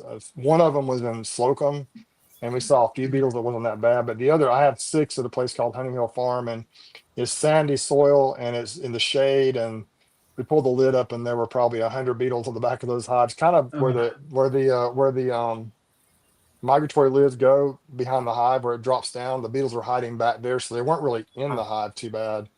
The bees had them corralled pretty good, but I went ahead and put some treatments in those. But I have been using Grubex the last couple of years, just sprinkling around the hives, and I don't know if it works, but the hive beetle pressure is less, so maybe it is working. So I've just been Yeah, spraying it around the Lee ground. from Kodiak, he uses that Yeah. underneath his highs, and it was in an area where it was shaded, and Yep. he swears by it. So I think it's helping. I went to the talk on hive beetles at the expo, and the guy from Georgia, I can't remember his name, but someone brought that up. Well, can't you spray it on your hives? And he said, well, that really doesn't work because the hive beetles, don't they ingest the stuff in the hives, but they don't ingest it when they go on the ground. They don't eat, and so if they're not ingesting it, then it won't kill them. But I don't know. I've been using it now pretty consistently for a couple of years, and my hive beetle pressure is way lower. And so either that's working or maybe there's something else is working. But so far my hive beetle pressure is much less than usual. I've only lost one colony lately to a slime out, and hive beetle slime out. And normally this is the year I start seeing them all over the place. That's not to say I'm not going to have more. I probably will, but normally right now I'm starting to see colonies crash like crazy. And this year so far, I had a few that were weak. It might be queen issues or whatever, but so I combined several. I moved some eggs over to colonies I thought might be queenless, but it was very few that I had to do that with. And so I'm hoping we get through the summer really strong and get ready for 2026. But main thing I have to do now is get rid of all this liquid gold. That's what I'm working on now. So anyway, That's a good problem to have. It is. it is. I'm blessed, and like I say, next year I might have 60 buckets, and or less. I might not have that many, and so I might not have honey to sell next year. And so I've got to take advantage of the opportunities while I have them. And just I'm so blessed and grateful for the year I've had, and I really feel for those folks that are struggling, but you just got to keep on plugging and do the best you can. We had a real bad year 2 years ago. I ran out early in the season. We just didn't have enough honey, and just wasn't a good year for whatever reason. Probably the beekeeper error. I probably didn't do a very good job 2 years ago, and then on top of that, we just didn't have a good year. The nectar flow wasn't good, and we had about half of what I had had the previous year, and I think I had as many or more bees, and so it just was a bad year. But last couple of years have been really good. And Hey, Bruce, are you selling nukes yourself or just honey production? I haven't sold many nukes, but that's something I want to do. Yeah. My concern, you guys, if you've ever watched my channel, you know that historically my bees have had some issues with attitude, and I just don't want to sell somebody a nuke that's going to staple their ankles. So I've been working hard on my genetics and getting the bees more gentle, and it's working. I still have some that are not where I want them to be, but that's kind of my biggest concern as far as quality goes. Whenever I've sold nukes, I think they do well. I think they are strong, and I haven't had a lot of complaints about them. But I'm getting close. I'm real close to doing I that think it because shows in your videos.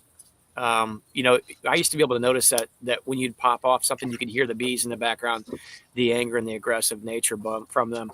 And I've noticed over the course of this last year, maybe even last year as well, seemed like things tend to calm down a little bit. So it's noticeable. It's those queens from Hawaii, from Zach Heinzelman. Those things are incredible bees. They just, lots of times you hear about Cordovan bees and you think all they do is make brood. They don't make a lot of honey, and all they do is they eat and they make brood. And you hear about Italians, and you hear about all the different all the different breeds of bees, the Carniolans. And I've had a little bit of all of them, and there's things I like about all of them. But these bees that Zach has I think he calls them Italian bees in his packaging, but I think they're Italian Cordovan.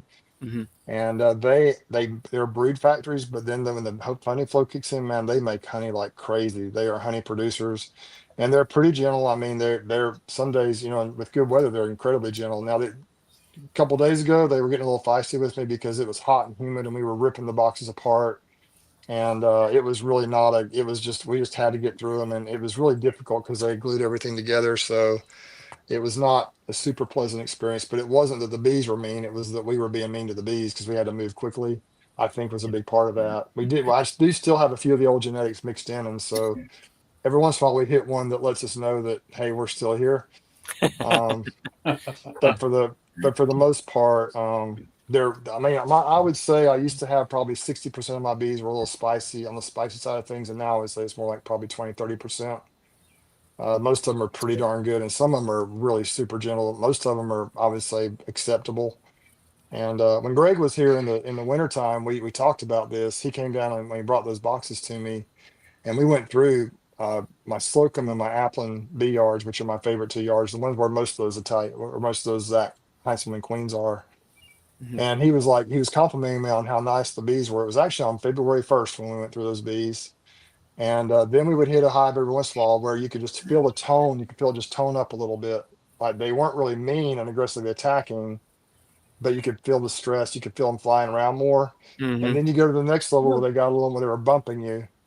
And then there's a next level that's off the chain, but those are the ones I hate where they just are actively trying to sting you. I don't know if we ran into any that were at that stage that day, but we did hit some that were at that third level, kind of like just kind of bumping you and but when that happens, you feel the stress level. It's like it has an effect on you. You can just feel it's kind of strange how calm bees, it's just a totally different vibe that you get. And I love that feeling of being, Oh you yeah. know, it sounds kind of corny, but it's like being one with the bees. There's a feeling you Yeah. can get if with the nice bees. There's definitely some harmony in the yard at that point when everything is working Absolutely. well.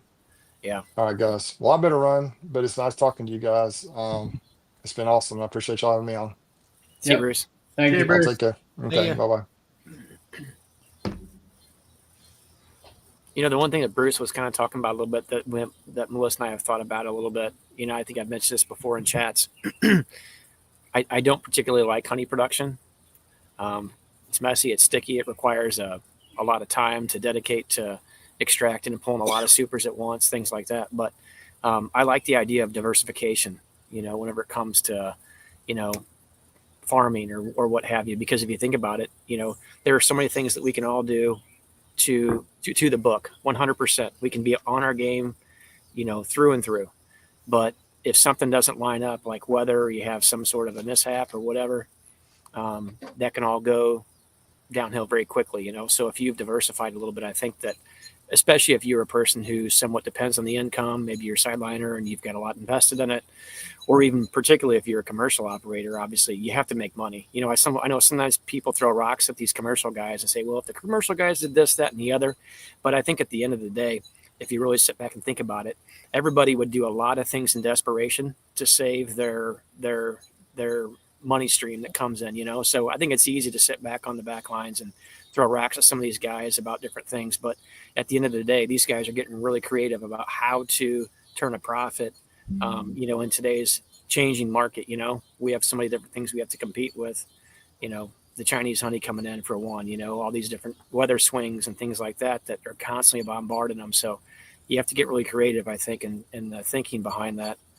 And that's the one thing that I really like about diversifying the operation a little bit. You know, we don't just solely rely on queen producing or nuke production or honey production. You know, maybe there's different revenue streams that you can create out of those bees and still be good stewards. So I don't know. That's just kind of where we've gone with it a little bit.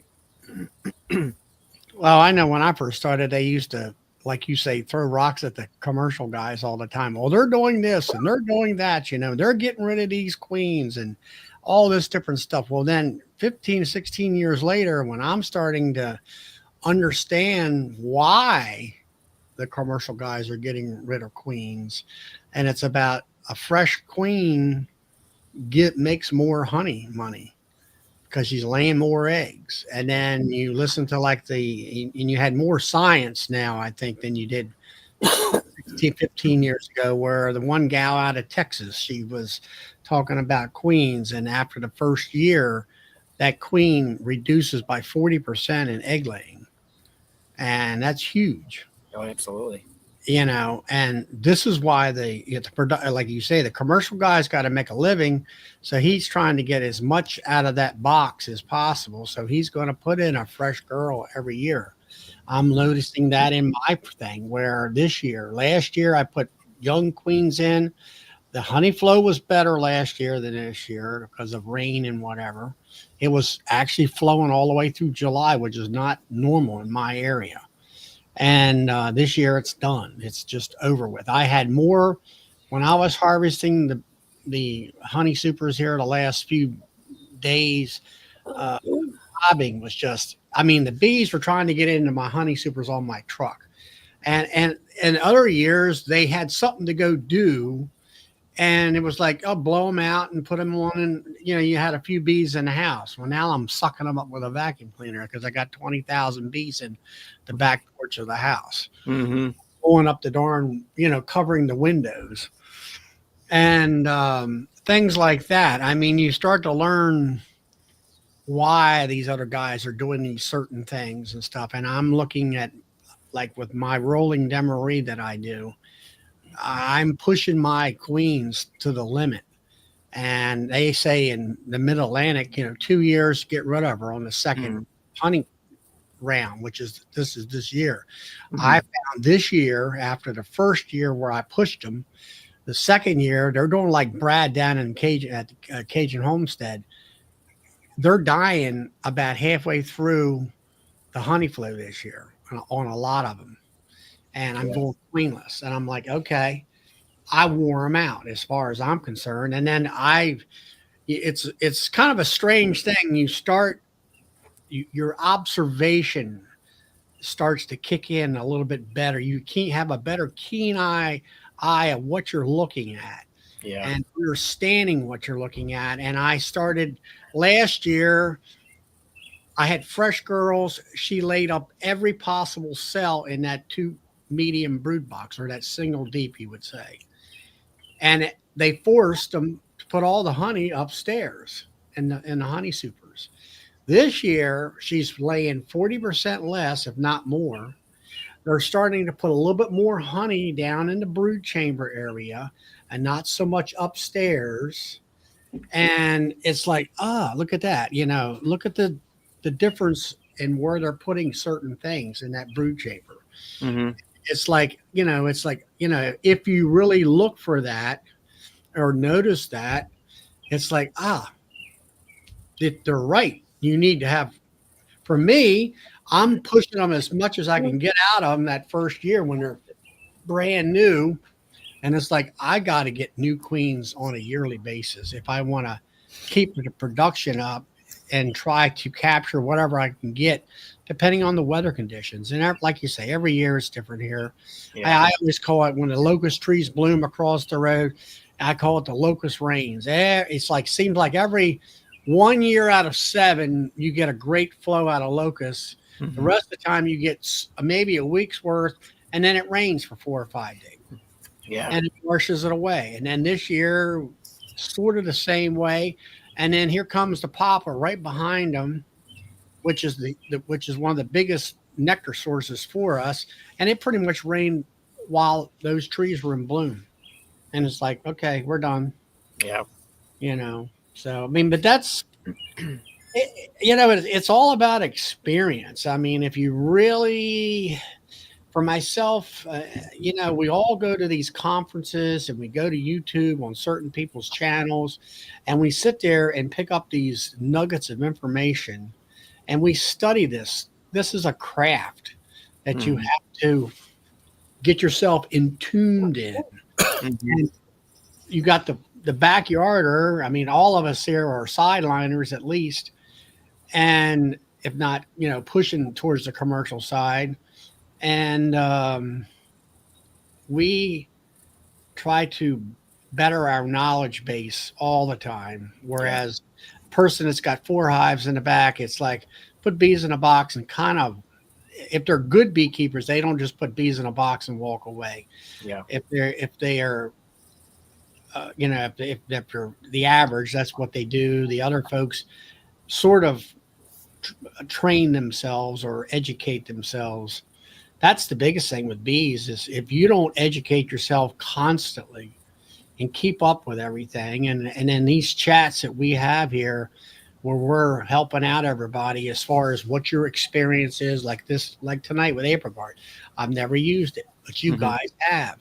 And it's like, I'm sitting there, I'm picking your brains constantly and formulating what I think is going to be best for me to work in my hives and everything. So, well, that's that. You're talking about that art of beekeeping, that Bob Benny refers to. I mean, it's just so spot on. I've regurgitated that so many times, but I mean, it couldn't be a more accurate way to describe it. The art of beekeeping. I mean, you can learn a lot out of a book. You can learn a lot by conversations, but when you can try to apply those things to your own operation, and everything may not work for everybody. We all understand that, because there's so many different ways to keep bees in so many different environments, and you know, there's a lot. Well, more. it's the old saying goes, beekeeping is local.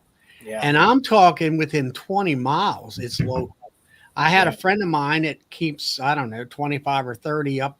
He's about 20, 25 miles. He's in the edge of Pennsylvania. He's also lives on the right on the Susquehanna River, which is a pretty good sized river. And because of his location, all right, he has the river, which creates a water source for all this. And it's kind of like a natural area where it's a watershed area. So it's being undisturbed. And he was asking me about, I hear people, about the flows off or whatever. And I said, yeah. But in his area, it's not quite dramatic because he lives in a kind of undisturbed area. And, Sure. and he has, BB trees, which I don't think you got. It's a Japanese, they call quote invasive tree. It's a tree that blooms in the fall and it's perfect for bees. Mm-hmm. It gives that fall nectar source for the bees for them to fill up on before they go into winter. Some people do harvest it and that kind of thing. And then like people talk about goldenrod. Yeah, I get some goldenrod alongside the roadways here. Is it a nectar source? Not for me. It's a pollen source, and they might get a little bit of nectar out of it, maybe. And then there's other folks, and there's different types of goldenrod too. I understand, Mm-hmm. and which might give more nectar than what maybe I have, but like I say, like my friend Ted up there in Pennsylvania, he gets a fall flow. I'm like, I don't forget it. I says, come July, in most cases over the years, it's like, I'm done. It's April, May, and June. And come 4th of July, you're pretty much over and done with. Last year was an exception. It was flowing right through July. Now, what it was, I don't know. They talk about the spotted lanternfly. You don't see them bugs anymore much around here now. They've been gone for like the last couple of years. But they used to excrete a lot of nectar on the sides of the trees, and the bees, it's a wacko tasting honey, but I would get my regular honey out and the bees would fill up their hives. I'm like, great, that's less sugar I got to give you. That's right. Yeah, well, this year in Virginia has been real bad for spotted lanternfly. Have you got it to the point where you can't walk out the door without them hitting you in the head and all that kind of stuff? Let's put it this way. I was moving hay today, Yeah. and about every minute and a half, one was flying into the tractor windshield. Oh man. Yeah. Okay, so you got them like what we had about 3 years ago or so. Yeah. Yeah. I mean, it used to be went out and they were on everything. They were like, I don't know, they were just everywhere. And then the next year it was a little bit less. And by the third year, it seemed like either winter took care of a good portion of them, or I think the praying mantises and stuff like that found out that there was a nice, tasty meal. Yeah. Now you don't even hardly see them. So, but then I heard, like you say, they're moving more, like with Brian out in Ohio, they're kind of going west towards you guys. Depends on what kind of trees you got. If you got any trees, they suck the sap out of the trees, and they get a little bit of nourishment out of that sap, but they excrete more sugar water, as urine, you might call it, as anything else. It's a sticky mess on the sides of the trees, but the bees just love it. So anyway. So Tom, did you put your two-way skids together yet? I have not. I followed kind of the Bob Binney school of measurements and I made like 10 four ways, and I used a similar measurement on the two ways. Okay. And I am so happy with the ones that I made. I bought 30 of them commercially, I'm going to say. And I'm not as happy with them. Okay. They were used, the ones that I made myself, I made with C and CDX. So C on one side, D on the other. X is the I believe to be the outdoor weather rated glue, which I think is important. Mhm. I put 3/4, on the bottom board for them, and I'm so happy I did the Bob Benny. Give yourself like a 1/2 inch in the front, where Okay. your 2x4 stringers extend like a 1/2 an inch, Sure. even 3/4 of an inch out the front.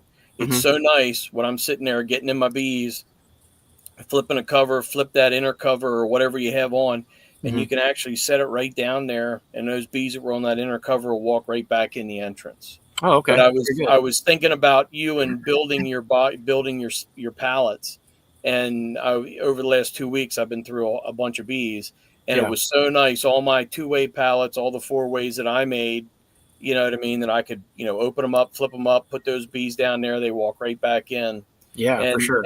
I ended up painting them then with exterior paint, Mhm. and so far so good. I'm very very happy with the ones that I made That's versus the good. commercial ones. So I now I the have a bunch commercial ones were all treated, except they had the what is it, the HDO plywood. It was used HDO plywood on it.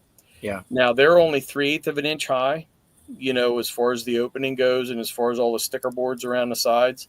Okay. And I much, like we had kind of discussed, I much prefer the 3/8 inch opening Yeah. for my woods. So. Well, and that's why I had talked to Dennis and Melanie Cruz. They're out of North Florida, and then I knew you had done some, and I thought, hey, if you don't mind sharing a little bit of information, that way I could maybe understand it a little better and do kind of a, where I didn't have to, make a couple Reinvent different the wheel. models. Yeah, exactly. I'm just Yeah. wanting to kind of copy what other guys have had and with their experiences and such. So But I hit me actually up on Facebook. I can send you some more pictures and stuff then, and I can send you some more measurements too. Because Okay. I built 10 4-ways, and I think I built 16 2-ways. But it's all along kind of the Bob Binney, Yeah. video where he talks about building, skids and pallets and why he did what he did.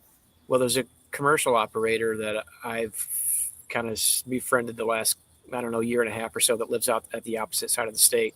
And I was kind of asking him a little bit, and he's trying to talk me out of the 2-ways. And I'm like, he goes, just do a 4-way.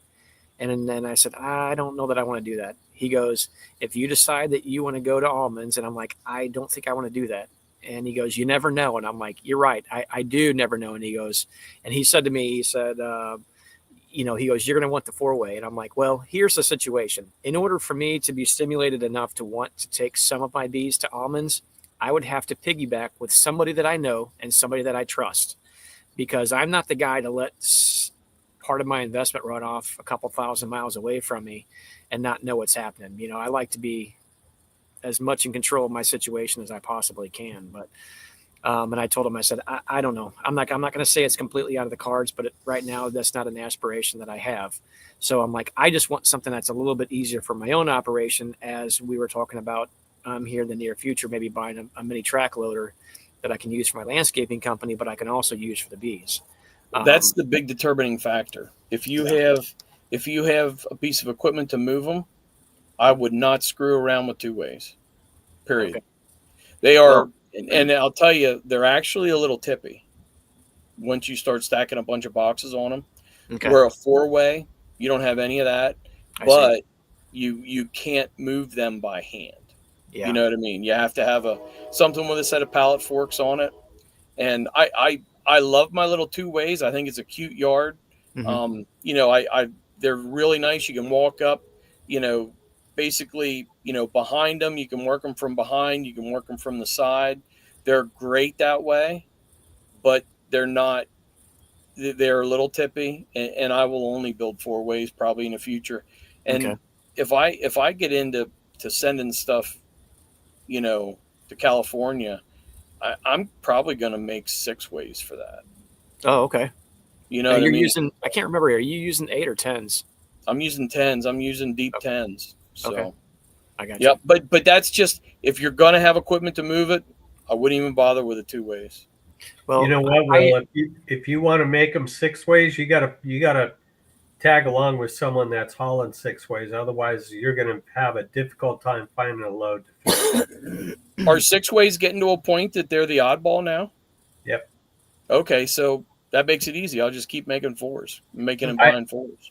I very rarely see 6-ways in the orchards here. I see 4s everywhere. Mhm. That's all I see. Occasionally I'll see 6-ways. 4s are so much nicer to work for sure. Yeah. Yeah. But all those little Bob Binney niceties, like having the stringers extend out, and I was dealing with it. I was thinking about you. I was dealing with it all week, where my pallets that came together on the trailer, I had those little 1/2 or 3/4 inch stringer gaps where Mhm. the landing boards didn't come together. And you know what? It was really nice. The bee landing boards didn't come together. The Mhm. bees, it kept them away from each other so they didn't start getting at each other. Sure. It made sense. You know what I mean? Now I can't recall. Did you have a 1/2 inch or did you have a 3/4 inch? I believe you sent me that information. I just don't recall off the top of my I head. sent you some of it. I think Bob describes it as a 1/2 inch. So your landing board comes out, and then your stringer, sticks. I can't turn my hand that way. Yeah, The another 1/2 stringer inch. sticks out like a 1/2 inch, and that's perfect because then you butt 2 of them. If they butt together in the center of the trailer, Mhm. you've got an inch in between there that those bees don't just walk right over top. They can't just walk from one landing board right across into the other hive. Now there was an extension on the backside as well, right? And that covers Yes. the lid because your migratory lids have that little excess on there. Yeah, They were you got between a 1/2 inch and 3/4. So I would pay attention to that with what your cleats are in the back. Mhm. And you can do cleats a bunch of different ways. You know what I mean? Generally, you need that stringer on the bottom to extend at least 3/4 of an inch Okay. because that's what that cleat on the back side, the thickness is, so your lids can come together. Yeah. Gotcha. I would make them a little strong that way, as Mhm. long as you're not blowing things out because, when you get those cleats back to back, everything's got to fit perfect. And sometimes boxes and W clips and things get a little weird. So I'm my next round of pallets that I build, are going to have those little stringer gaps on both sides. And it's going to be dependent on what my bottom cleat is, how Okay. thick it is. Yeah, So that makes sense. I was actually experimenting with using HDO board as my migratory cover with an HDO cleat on top, and then I think I'm going to make 7/8 pine, cleats on the back side, and I'm actually going to make them 1.5 deep because they'll reach down over even if you have a feeder board. Like sometimes I'll put a feeder board or a screen or something. It'll reach down over that and still catch that box so shit doesn't move on you. Okay, I got you. Kind of locks it in place. Yeah, you want to stay as close to, what the normal standard is. Mhm. But like I say, I'm trying to make a bunch of HDO migratory lids right now, and I'm just kind of tweaking and geeking. I Sure. want to definitely have the cleat on top so that a It'll lock pallet it in. will sit inside those cleats, you know what I mean, to help keep it Yep. from moving around. So let me ask you another question. I actually, if I'm gonna, well, not if, when I build these, I'm gonna do 16, so I can do 32 colonies, and those are gonna go over to like a golf course yard. Actually, I've been kind of feel like I'm just playing catch up still with some things, but anyway, I have the HDO plywood. I have some used stuff that I got from a job site here in St. Louis, actually, that my brother gave me, several sheets that are partially cut down, and then I also had several that I had purchased through my brother's company. But anyway, I'm actually planning on drilling in my bottom boards 2 different, probably 3-inch holes, and I'm going to screen both sides of them for ventilation for 1, and 2. I don't know. For the most part, I've used a lot of ventilated bottom boards, and I'm not saying they're, the cat's meow or anything. I'm not saying positive, negative. I'm sure there's positives and negatives to both sides of it, and I do have some solid bottom boards, but part of it was going to be just in case if you have them setting up and you're leveling them off, but they tip backwards just a little bit. I don't want them to hold any moisture. If the rain's driving in there, in the front entrance, I don't want it to hold any moisture. So I was going to have some holes in the back anyway. So I could kind of use it as a, an ambidextrous, maybe a little ventilation, if you will, but also it really serve as a port or openings inside there to drain any potential moisture or rainwater or what have you. So I'm drilling. Bob talks about 5/8 inch holes, that they don't seem to profilize those. He drills a 5/8 hole and does not screen them. Yeah. I've got 5/8 holes. I got 1/2 inch holes. I got 3/4 holes, and I've got some that are bigger that I screened. Okay. I would caution you on screening them because they seem to clog up incessantly and be a problem. Okay. And the other thing is, you got to have that nailed down on the bottom so you're not peeling it off with your forks as you're sliding in there. Yeah. Because if you're going to screen both sides of that, or depending on what you're going to do, it can be real easy to start ripping that 1/8 inch absolutely. off the bottom because, I try to do the best that I can, but sometimes that forks up against the bottom, especially till you get to the back side or the back, if it's a 4-way to the back, the back set. So I would give a little bit of thought to where you put some of those holes if you're going to screen them, if you're going to screen them on the bottom so you're not peeling them off with your forks. Yeah. Yeah. Well, that makes perfect sense. I did on some of my regular bottom boards on my hives. I did do that. I put 5/8 holes in the back of them for drainage, just thinking ahead, like, well, if any moisture gets in there, I want it to evacuate quickly. So on any of those, I haven't noticed that the bees propolized them up. I mean, I'm sure they could probably get in and out of those if they really wanted to, if you tried to close them up. They do. They do. And I haven't screened any of them, but I get it. I just use it as a drainage, basically. Yeah, I can tell you I'm not screening any more of mine. Okay. I mean, I went through and stapled some screen on the bottom, and I'm just not going to do it, anymore. So yeah, good to know. Well, I like talking through this back and forth with people who have experience with it. Can kind of help you think through these little scenarios, One other question I have for you, and I know some people are probably getting bored with this talk if they're not interested in the whole pallet scene, but do you actually recess your W clips a little bit into? I have. Okay. I have. Yep. I've actually taken the time and done that. Yep. Okay.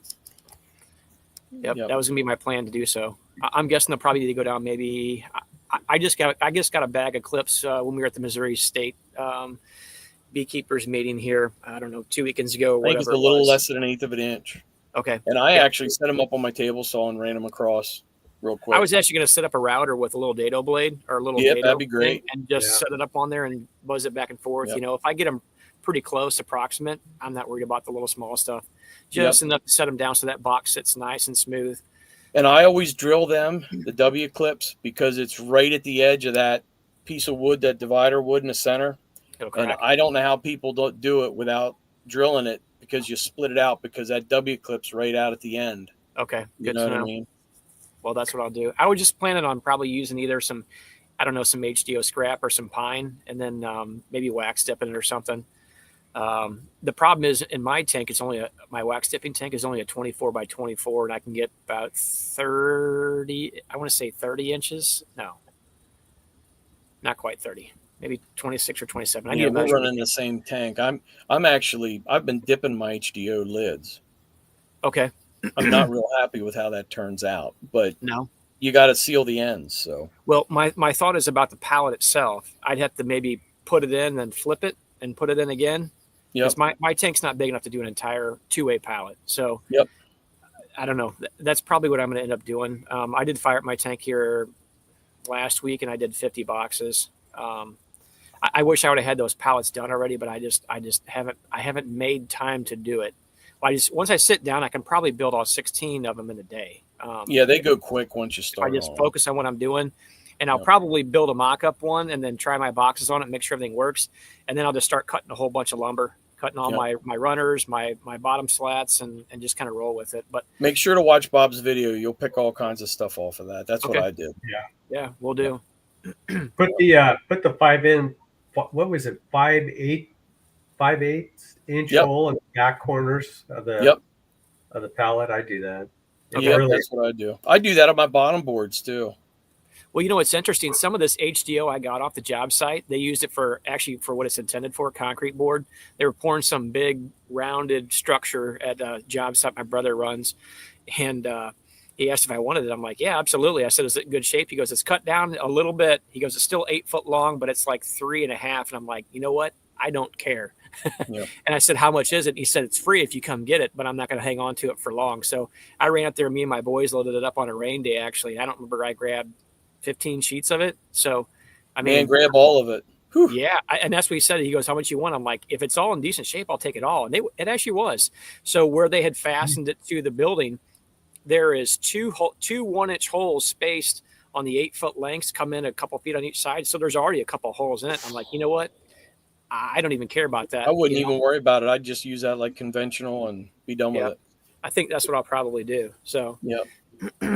That's awesome. Okay, before I forget, Will, I put my phone number in the private chat, so give me a call whenever you want to talk about the pad. Yeah, I need to pick that up here. Yeah, I'm gonna have to jump off here because I got to start cooking. It's already past 7:00. Hey, what are we having for dinner, Todd? I like to know this information. I don't know. I'm gonna have to peek my head in the fridge and see what I can come up with. It's either gonna be chicken or steak. I don't know which. Oh yeah. Let's have steak tonight, Tom.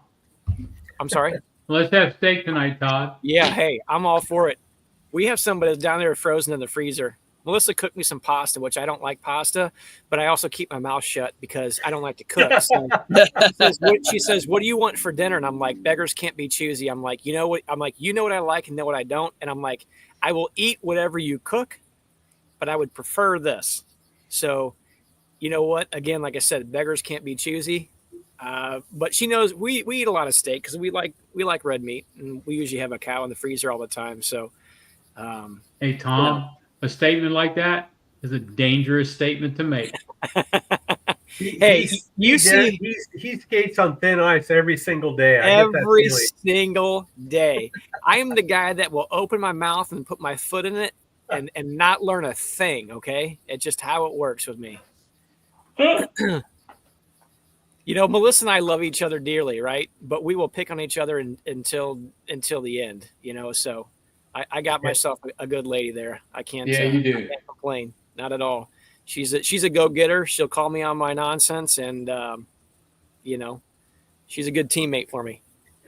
Yep. That's all I can ask for. You know. So Todd, if you do the steak, you got to have the garlic steak butter. Okay. If it's the chicken, either blackened seasoning or you got to have that lemon pepper. That's my go-tos. Yeah, I had 2 slices of cheese pizza today. I have the lemon pepper. Yeah, I think what I do, God, I think it's chicken that's in there that's ready. Anyway, I'll chop up some carrots and roast some carrots, and then I don't know, make some mashed potatoes real quick. Send us some pictures so we can salivate over it. I'm a foodie. I love good food. Oh, geez. All right, guys. Well, I'll see you guys later. See you, Todd. Have a good night. Yep. You too. Todd, Bye-bye. I sent you a text. I'll call you tomorrow. Okay. All right. Sounds good. Yep. Thanks. All right. Bye-bye. Well, it's 10:15. It's a Monday night. I'm sure there's people that have to go to work tomorrow. It's been a great conversation tonight. So if you enjoyed it, smash that like button. If you haven't subscribed yet, please hit the subscribe button. It helps us all hang around for a couple more weeks. So we appreciate it. And we will see you next Monday night at 8:00 on Bes All Day. Wednesday night is Tom's chat. And tomorrow night is Nancy's chat. And Friday night, we all know, is Sawmill Charlie at 8:00. Y'all have a good week. See you later. See ya.